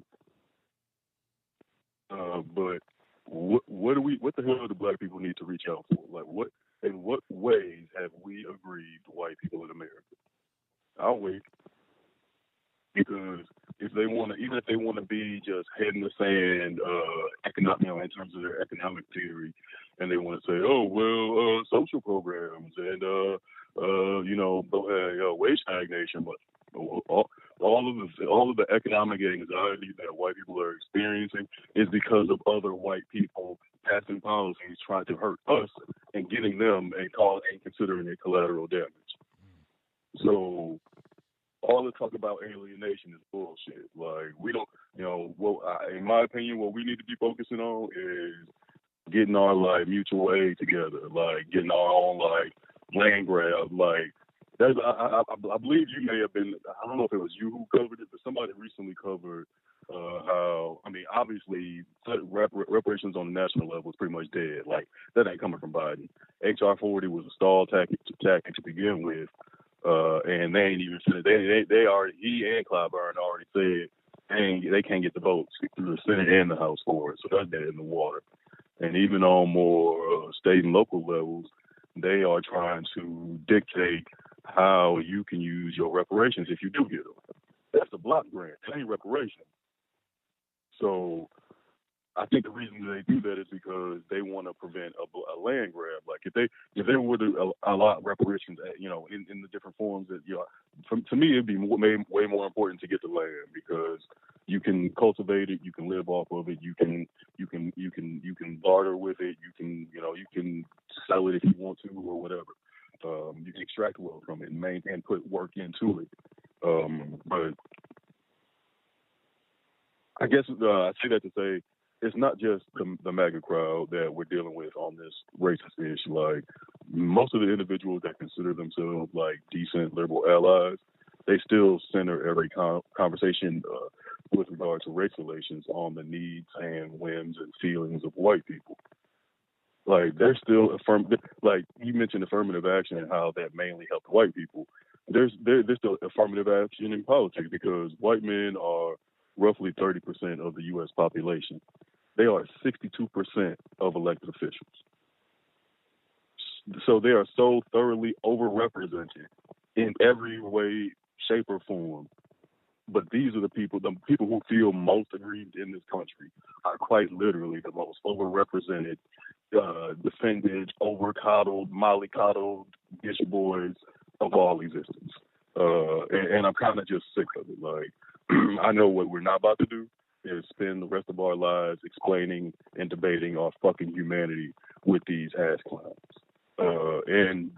Sorry for taking up so much time before I get out. I'm just going to say, I'm getting into the space insurance market because I don't know if you know. I mean, I'm sure you do, but Bezos and his brother, they doing a little quick vacay in the space next month. So I'm just I'm putting out all vibes to Galactus. Galactus, if you can hear me, you know what to do, bro. You know what to do. Hey, thank you, Luke Kang, for the phone call, man. I appreciate it, man. Wow. Give it up for Luke Kang, man, and Christy and everybody else who called. Man, I'll tell you, look, I'm going to go to the next call. I got a 707 number. Then I'm going to go 682. You're next after that, 682. Then I got a 561. So hang tight, guys. I got to tell this story because it's amazing.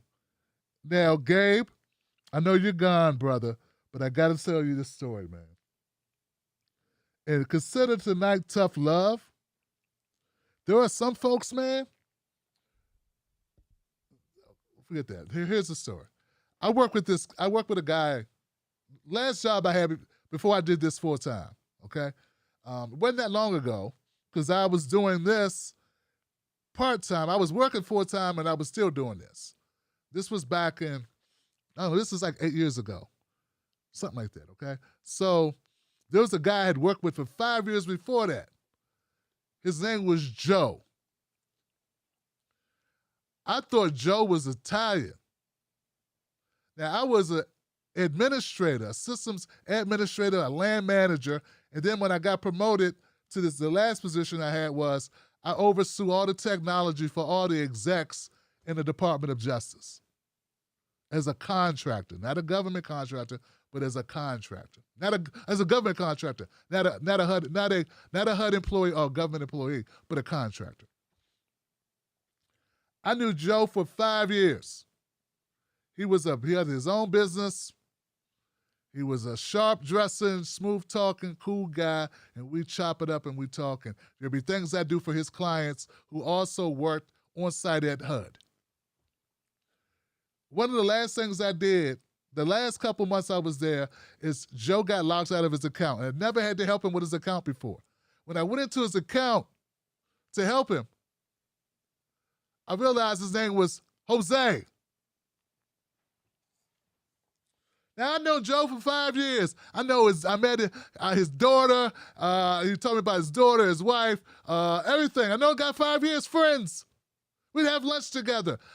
For 5 years, I didn't know that Joe's real name was Jose because he'd been passing the whole damn time. Everybody called this guy Joe. His name wasn't Joe. His mama named him Jose. And he did that. Why did he do that? Because he didn't want to alienate white people to him. He didn't want to alienate white people away from his paycheck. He didn't want to alienate white people away from having any obstacles that may trigger in their head that would mess up his business. I'm not saying he was a self-hating person or anything like that. But he did that. He did not want to alienate them. Now, I'm a black man. There was no reason for me to pretend. I can change my name if I want to, but when you see me, the game is up. I don't have the complexion for the protection from the collection. Mooney. So just keep that in mind, brother. We operate from two distinctively different paths. I'll rock with you, but you gotta rock with me. And then rocking with me is not rocking only on issues that only impact you. Because that's all that's been happening to black people. That keeps happening. It's gotta stop. All right, let's go. 707, you're live. What's your name? What's your comment, 707? Tim, it's Gabe. I'm calling back, man. All right, go ahead, brother. Yeah, I know. I'm a fucking ballsy motherfucker. I get it. Look, all I can say is this. I definitely overspoken a lot of shit in terms of, you know, if I said something that I mistook and that you said wasn't trying to mistake anything you said. All I'm trying to get at was this. I fucking glossed over this, and I was just trying to get to this point. I'm not advocating for working with white supremacists, as I said before. Absolutely not. What I was trying to get at was that universality benefits the poorest piece of shit rednecks, and it benefits all of us in the city. You know, having health care, I tell you what, I live in a rural area now, and having health care out here is it's garbage, you know, and it was trash where I was from as well. And so I just think that in terms of getting policy things pushed and doing these things, I try to embrace people on a daily basis, you know, no matter where they're from and what their bullshit is. I just try to embrace people and get through the day and pull people into this. And it's worked really well. You know, I can say this, you know, there's more people that would support things like reparations, like Medicare for all than people may think. And I think being able to, you know, it's not anyone else's job but white people to deal with that. So again, I'm not advocating for that, but what I'm saying is reaching out, being like, hey, this is something that would benefit everybody immediately, and this is something we should do. And then allowing them to fucking just deal with it. And I think that's coming together. You see more and more politicians even running openly on reparations. Fortunately, you know, there's still room to go. It's part of the reason I don't think Bernie Sanders is enough, or the current progressive people, is because they don't support things like that. They don't openly call for it usually, you know? Okay, Gabe. So, yeah, anyways, all I was trying to get at was that universality would benefit all of us. And all right, Gabe. all that other shit wasn't true. Not a problem, man. Thank you for the call back, Gabe. I hope you hope you took an opportunity to listen to the other callers who responded to your phone call as well. It wasn't just me who responded to it.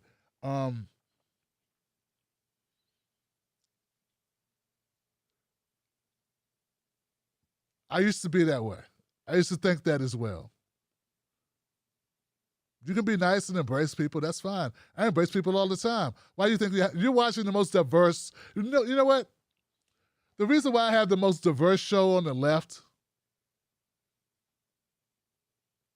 is because I talk about black issues, which really means I got the most black people on the left. You know, except for maybe Roland Martin, but Roland Martin doesn't have any white people. Get what I'm saying? You understand what I'm saying? It's because I talk about black issues, so there are black people that'll watch this show. I'm not talking about the one-offs, the black guys that live in Berkeley. 90 seconds. The one-offs. I'm talking about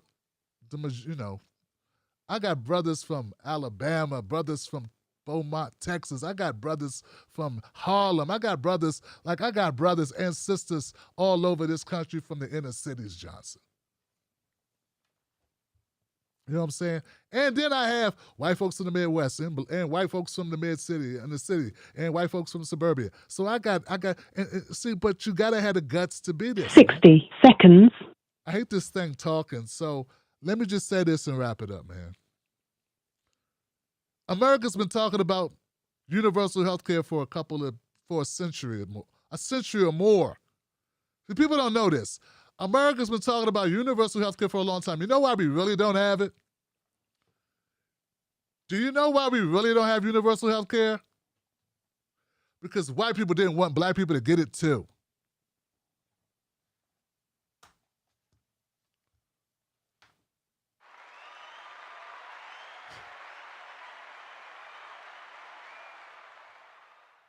That's why you don't have it. Brother, don't underestimate bigotry. What's the story, man? About 10 seconds. What's the story about the frog and the snake? What's that story about the frog and the snake? The snake said, hey, can I ride on your back to cross the river or something? How'd it go? And he's like, no, man, you're gonna sting, you're gonna bite me. That's what you're gonna do. He's like, no, I'm not. I'm not gonna do that. If I do that, we're both gonna drown. He says, hey, you're right. Let's go. He gets to the middle of the river. What does the snake do? He bites him. The frog's like, why did you do that? We're both going to die. And the snake said, I'm a snake. It's my nature. Now, replace the snake with bigoted white person. And replace the frog with your good intentions or black people. That's why we don't have the shit you want, brother. It's not because I'm not nice enough. I won't just stop talking about cops. I won't stop talking about mass incarceration. I won't stop talking about women losing jobs because they wear their natural hair, Johnson. You live in a country where black women lose their job for wearing the hair that grows out of their fucking head, dude. And you're telling me I'm being divisive. Don't be divisive and then work with us more. Now, and you know what? And the other thing, you got to get money out of politics, man. That's the other thing, bro. Like, because don't get it twisted. There are a lot of black sellouts, too. Put the money in the pocket, put it in the wallet, and move on over there. They want to live somewhere nice and do well. They ain't got time for this struggle. Life's too short.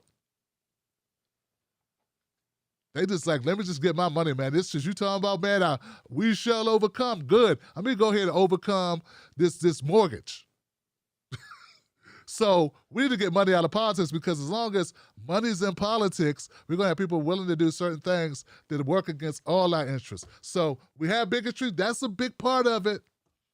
But never underestimate. And the biggest, for real, I think the biggest hurdle, I mean, race is bad as hell, but that money in politics, man. All that money in politics, that's the corruption, bro. All right, bro.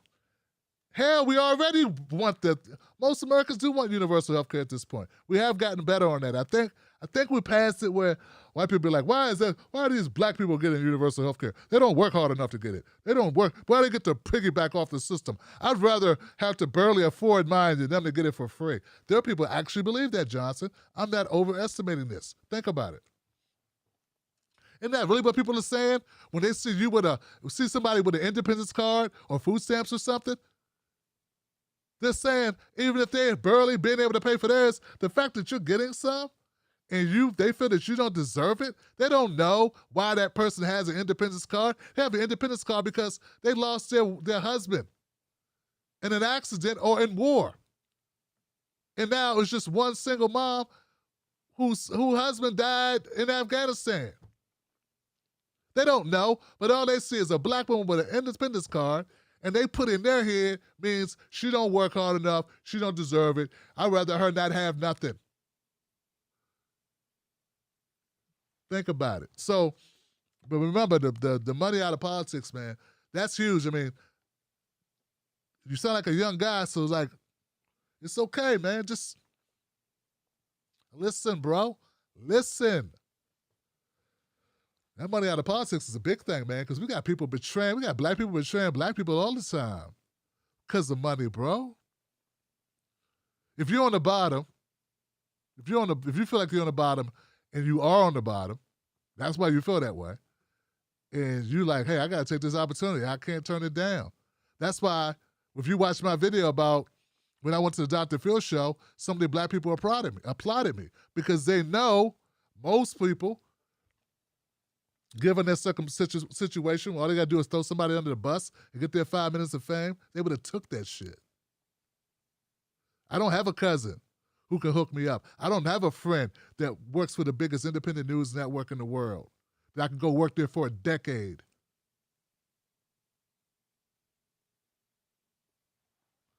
I didn't grow up in the same town as David Pakman and known him for 10 years. You understand what I'm saying?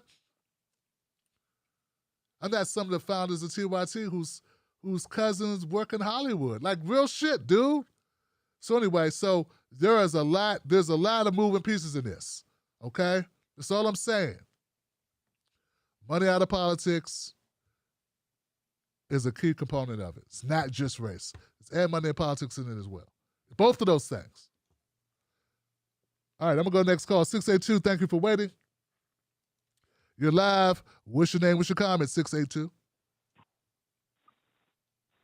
That's me. What's up, Mr. Black? Hey, who's this?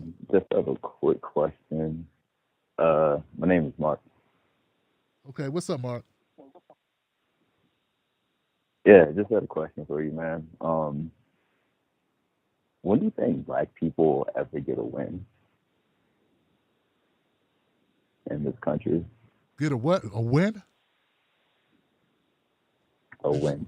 A win, like a win something. Okay. Like when will you think we'll actually have a chance to look back and just say like, damn, they actually did this for us, you know? Oh.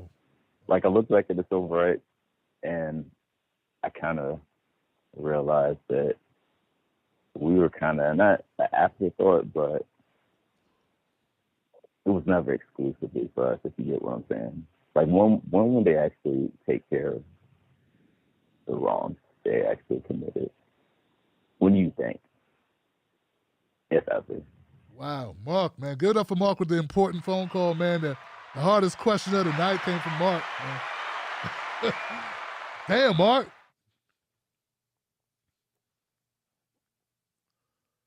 I have no idea, sir, and I'm not going to lie to you and tell you I do.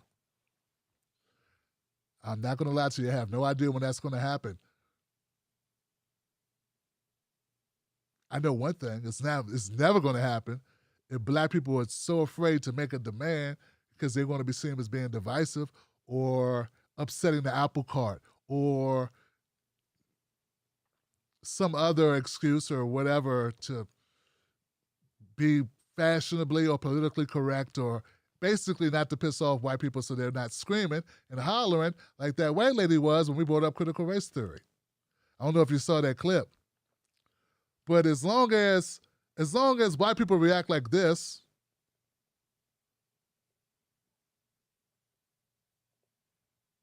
damn it.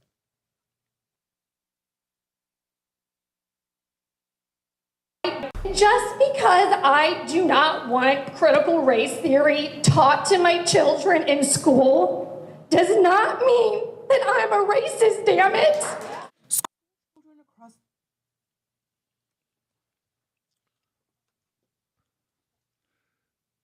See, she's the victim here. To her, she's oppressed. White women are the most powerful people in this country next to white men. And does that sound like a powerful person? No, she's oppressed because her daughter or her son might find out that presidents of the United States also own slaves. Not that she does, but once upon a time that happened in the U.S. And that's just too much for her to bear. That's too much. Can't deal with it.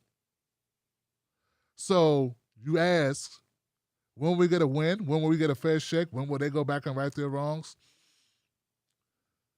I don't know if that's ever going to happen, but I'm never going to stop fighting for it to happen. And just because something, I may not see it happen, doesn't mean it's not the right thing to fight for. Look, I may not live long enough for my daughter to get married. Or I may not live long enough for my son to get married and raise his kids. I don't know. But I'm going to fight for that. You understand what I'm saying? Too many of us live in the here and now, and all they're concerned about is the here and now for themselves. So, brother, I don't know if we're ever going to get that type of a win. But let's fight for it anyway. Let's see what happens. 561. 561, you're live. What's your name? What's your comment? Hey, Tim, it's Ty from South Florida. What's up, Ty? What's happening, brother? I missed, I was in and out of the show tonight, so I didn't hear everything that went on. But I just wanted to make a couple comments. I saw the beginning, or I guess it probably wasn't the beginning, that I've been working tonight. Sorry, I'm on the road driving right now. But the Tubin thing where he called out OJ for being his enemy in that, and then what Luke King was talking about, and something that happened to me 2 weeks ago. I was going to call, but then the subject matter didn't come up, and I didn't want to call last Friday and bring up the subject matter, but I was on a job and I opened this door and then I'm reinstalling a doorknob, just putting a doorknob on a door. 3 cops show up, guns out, screaming, "Get down, stop what you're doing. Is there anybody else in the house?" And I put my hands up and I kind of leaned one direction to kind of yell to tell this guy to come out of his house because it's his house and I'm just there working. And then they're yelling, "Stop moving, shut the fuck up, don't say another word." And, as soon as they started yelling at me, I just stood up and threw my hands in the air, and I had a Phillips head screwdriver, a pretty big one in my hand. And I got to figure it again. They're telling me to walk towards them, and I got to figure out how to put down this screwdriver because I'm certainly not walking towards them with what they could construe as a weapon in my hand. And luckily, there was like a column there that was almost as tall as me, and I could kind of set it down. And they said that they had got a call that somebody was breaking into a house, and it turned out that it was my customer who called the police station just to tell them he had a locksmith there. And so it wasn't even that they got a call that somebody was breaking in. They just, I don't know what got lost in the pipeline, but they show up, and I'm not even breaking into a house anymore. I'm just kneeling down at the front door. And even if I was breaking into a house, there was no weapon or anything like that. I don't have a hostage. It's not like it's a violent situation, even if I was robbing the place. So why do they need to get there and start at 10? And and kind of link it to what he was saying about OJ. And I don't know whether or not OJ did that, or I guess nobody does. But at the time, at least, from my understanding, doing my research and from what I remember about being a kid and watching that case, is that it was more believable for black people to think that the police could have framed him, that was a real possibility. And white people thought that it was fantasy land. It was a Hollywood screenplay to think that the cops would ever do anything that wrong as to frame someone. And you know what? After all that, like, if you didn't listen to the Furman tapes, then I don't think, anybody has any business talking about whether or not it's possible that cop could have planted evidence, whether or not OJ is guilty. That glove was definitely planted after you listen to them tapes, because that is crazy talking about. He says on those tapes that he would just pull over somebody for being black, and then the girl interviewing him asked him, "Well, what if they didn't do anything wrong?" He's like, "Well, you can find something. You're God." That's what he said, his own words. He said, "You're God." These police officers walking around thinking they're God. And what happened to OJ, what happened to me with them just showing up with the guns out, it's all comes from the same place. These people, this racism is just part of their culture. It's just part of it. And my father's white. I'm a mixed person, but my skin is very dark. And I know that not every single white person is the scorpion on the back of the frog. And I know that you know that too. But it's like there's this thing that just drives them to think that they're better or that to not see people with darker skin as actual people, but see them as animals or something different. It's just the reality that they live isn't the one I live in. The Tubans of the world. I don't live in the same. His reality is so off. And I'm rambling now, and I'm driving, and I probably got a better way to articulate my point. But I'm out. Thank you, Tim, for letting me have my Hey, brother, piece. I got to let you go and focus on this driving. Thank you, brother. I'm glad you're okay, man. Give it up for my man Ty, man. My brother Ty, man. Damn. Ty, man, you got to be careful, brother. Now, I know me and Ty went through it because when Ty first called up, Ty forgot that he sounds like a white guy. And he used the N-word or something. I was like, what the hell? Because he sounds like a white guy. But I want everybody to know, Ty, as he stated, is a mixed race brother, but he's very dark skinned. So people see him as black. He sounds like a white guy on the phone, but he's not. So they saw a black man at the door in this white neighborhood, presumably. And they just assumed the worst. But we can't talk about that because we don't want to alienate anyone. Gabe gave me ammunition. He called back and doubled down. Then listen to the call. That's because he means well. He just don't see what we're saying. I got another call. I got an 818 number in the house. 818, you're live. What's your name? What's your comment? How you doing, Tim? This is Charles from L.A. Charles from L.A. What's on your mind, Charles? What's up? I just wanted to talk about the same thing you were talking about, that affirmative action point. I was talking to a white colleague of mine, and we were talking about that. And it was about a year ago. We both said, okay, you research it from your position, I'll research it from mine. She's a Republican, I'm more independent. So we came back with pretty much the similar results. White people, white women lost, and black people lost. But black people lost a little bit more. She laughed real loud, was like, ha ha, look, we both lost. I said, true. But who won? And it's exactly what you're saying. The people we can't talk about. All those other races, the Asians and everybody else to jump over it. And I pointed out, why do you think there's crime? Brothers ain't got no jobs. How are they supposed to survive? Not just brothers, brown folks too. She said, you're right. That's not fair. Okay. So what after that? Nothing. You don't even care anymore. You didn't win your point. So now you don't even care to try to fix it. That's the messed up part. Now that you know that you're wrong, how come nobody wants to help? It confuses the hell out of me, Tim. Hurts my heart. We see this every day. That's it, Tim. That's all I want to say. Thank you, brother. Have a good night. You too, Charles. Give it up for Charles, man. Damn. Charles, you got it, man. Listen, Charles, here's the thing, brother. Here's the thing. Really, white women won because they're married to white guys. Like mostly. White women marry white men. So it's like some of the white women went out and got the business loans and got these things, and then they married white guys, and then they both. Man, it's like it's what it is.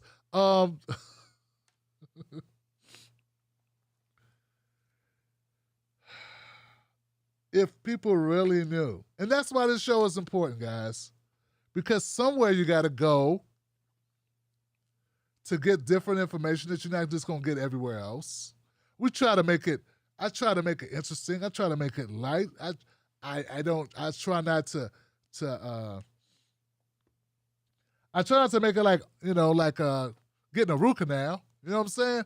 But tonight's show is critical race theory. Sorry, we weren't talking about Kamala Harris.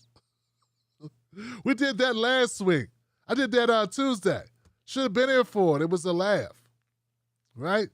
We did Kamala. We did Joe Biden. You know what I'm saying? We had, but this was trending, and we covered it.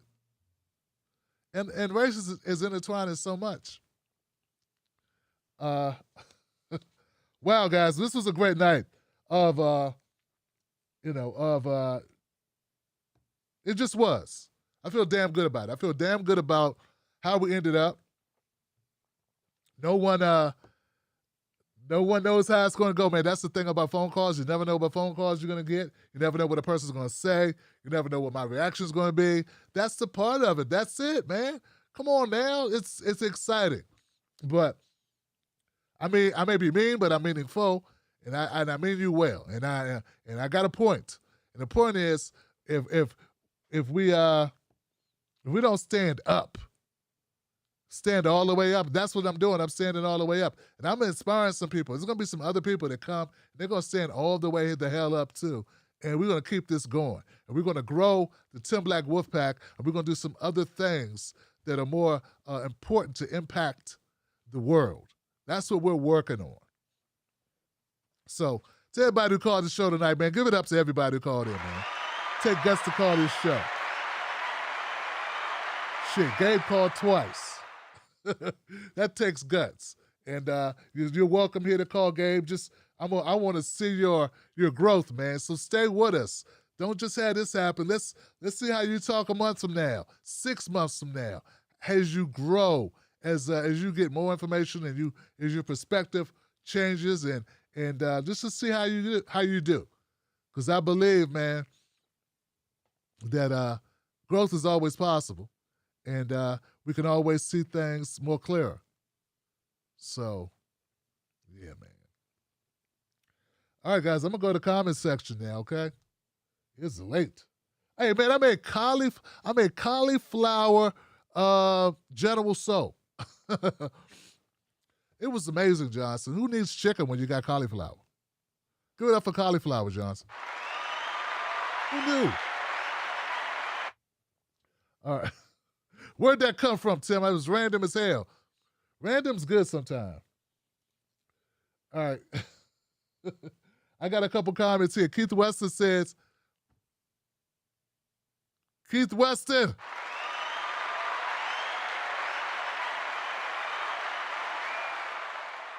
They be supporting the hell out of this show, man. Silly Boo, Sheldon Hughes, my usual suspects. These guys like my Mount Rushmore supporters.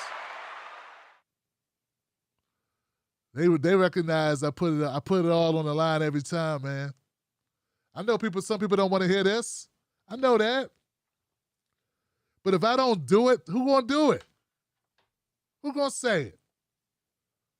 Thank you, Keith Weston. He says, it's Freedom Friday once again, Johnsons. We made it through another crazy week. Keep doing your thing, TB. Wolfpack. Hashtag Wolfpack. Hashtag Freedom Friday. Hashtag TBTV. Sheldon Hughes showed up. Sheldon said, Tim, you're one of a kind. You're a good man.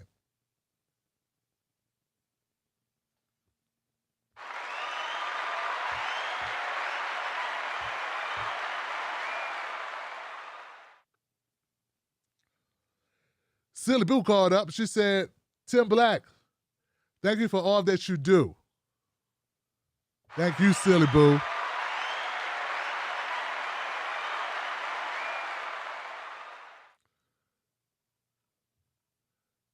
Brandon Lucas called up and said, B1, Johnson, B1. Thank you, B. Over 50 and Fantabulous, you came through. Thank you, 50. My sister, you are fantabulous. Vagana Piranha. Hire and promote black people. That's right. But not the bad ones. Not the cops. Come out as a cop. I get mad at people that say, well, she worked in a bad system. She's a prosecutor. It's not her fault, blah, blah, blah. Look, yo, you get a law degree. There's a lot of things you could do.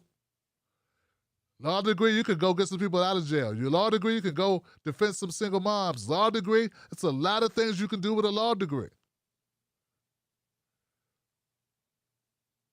So don't miss me with the whole, I'm one person. And from my vantage point, being who I am, almost anything else you do with your law degree except help corporations screw over consumers, I would support that.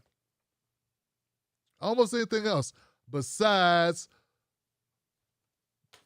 95% of our cases were small-time drug offense cases. They always point to that. Remember that child who got shot that time? We caught that guy. What about the other 3,000 guys with a joint? Even if some of them probably didn't even have a joint. I'm next. Nisi Moby, where's the so-called black representation like Congressional Black Caucus on critical thinking? See, that's the thing, man. You know as well as I do that not being divisive is the only way to make it in corporate America. That's what Chrissy was talking about. I always wanted to tell her, hey, it's your job. I get it. You know? There are people that shut up and dribble all the time. But this is my job to never shut up and dribble. If I shut up and dribble, I'm doing a horrible job if I shut up and dribble. You get what I'm saying? All right. Sally Thompson in the house. Just because, stay strong. Love always. Thank you, Sally. So look, we're going to get money out of politics. That's what we really need to do, Johnson. I'm so strongly in support of getting money out of politics, I want to tell you. And one of the reasons is, when I first started bringing people on to interview folks, candidates and things of that nature, that would be the one question. I didn't know everything, but I knew if you didn't want to get money out of politics, I didn't want you on my show. If you didn't want to overturn Citizens United, I didn't want you on my show. I didn't care who it was. And I stand by it. Because we could disagree on a lot of things. But if you don't want to disagree, if you don't agree that money has a overbearing influence on our politics, then I don't even know what we're talking about. You might as well just go fly a kite because you ain't down for the people. Get what I'm saying? You just want to get in where you fit in. And there's a lot of politicians like that. It's just another job, like working at the phone company or working at, working for the city. That's like just another job, Johnson. They're just doing what they need to do to move up in their career path. Getting money out of politics is everything. All right, people, that's it. All right, now. Nothing but love for you guys. I appreciate you.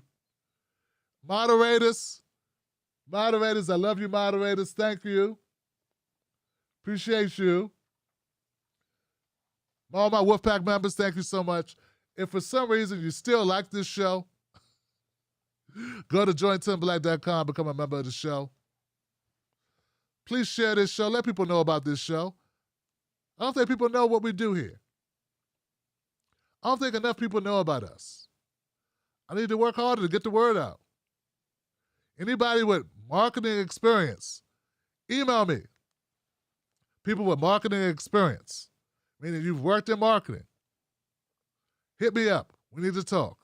I can't do this alone. I need expertise. Your expertise. Hit me up at tim@timblacktv.com or clientcare@timblacktv.com. That way, I know I won't miss it. So clientcare@timblacktv.com. Hit me up. Is that it, Facebook? You guys good on Facebook? They didn't shut us down. That's good. I'm fortunate. Facebook be like, yoking me, just yanking me off. That's it. That's all I got, guys. Be safe. Have a great weekend. Don't let nobody take your cornbread, Johnson. Don't let them take your cornbread. Sprinkle some facts on them, Johnson. That's what we do. Is that it? I think that's it. Twitch. Who loves you, baby? Wolfpack. Most news shows Tim are Black suspect. is the host of the They Tim don't Black focus Show. on black issues, and when they do, it's all fluff. How does that help your life? How does that help your family? How does that help the culture?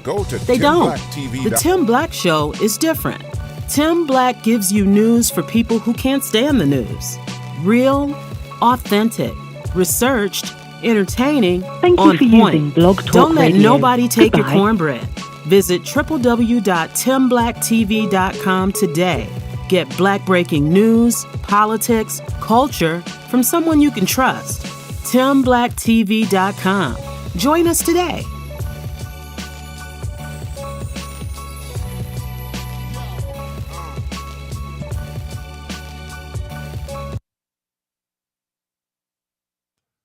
Go to jointimblacktv.com, guys. Become a member today. Starting at only $5. Buy your brother a cup of coffee. Let's keep the independent media going, Johnson. I appreciate it. See you on the next one. And also,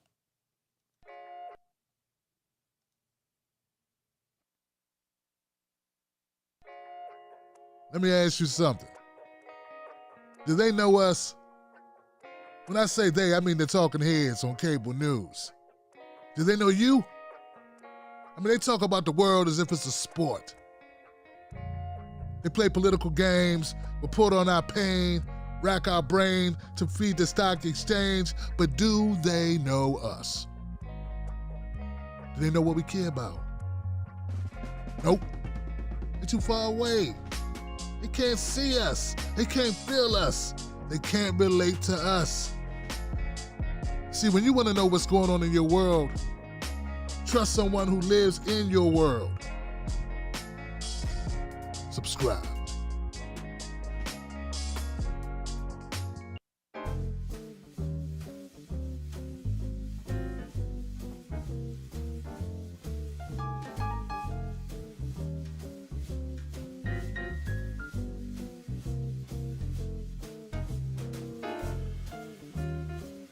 Susan Gould, you funny as hell, sister.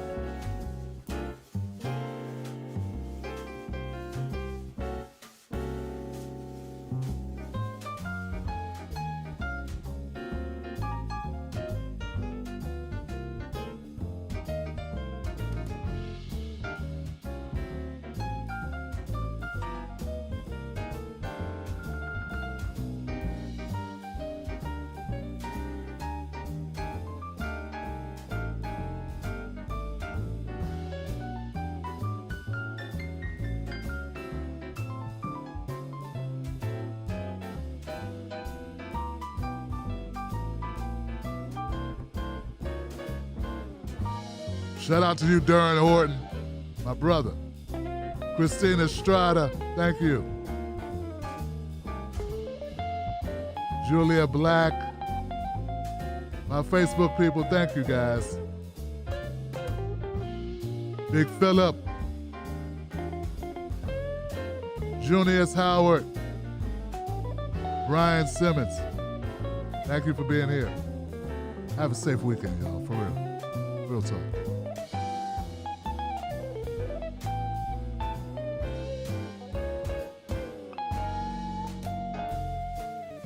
George, how you doing? Thank you, George Nappin.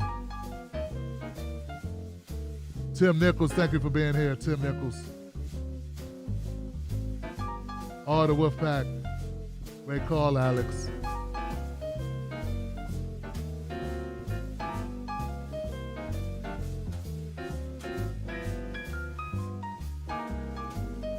Anthony Lamont. Valley the Content Boutique. The one and only. Once again, big shout out to Silly Boo, Sheldon Hughes, and Keith Weston. Thanks for keeping the lights on, y'all.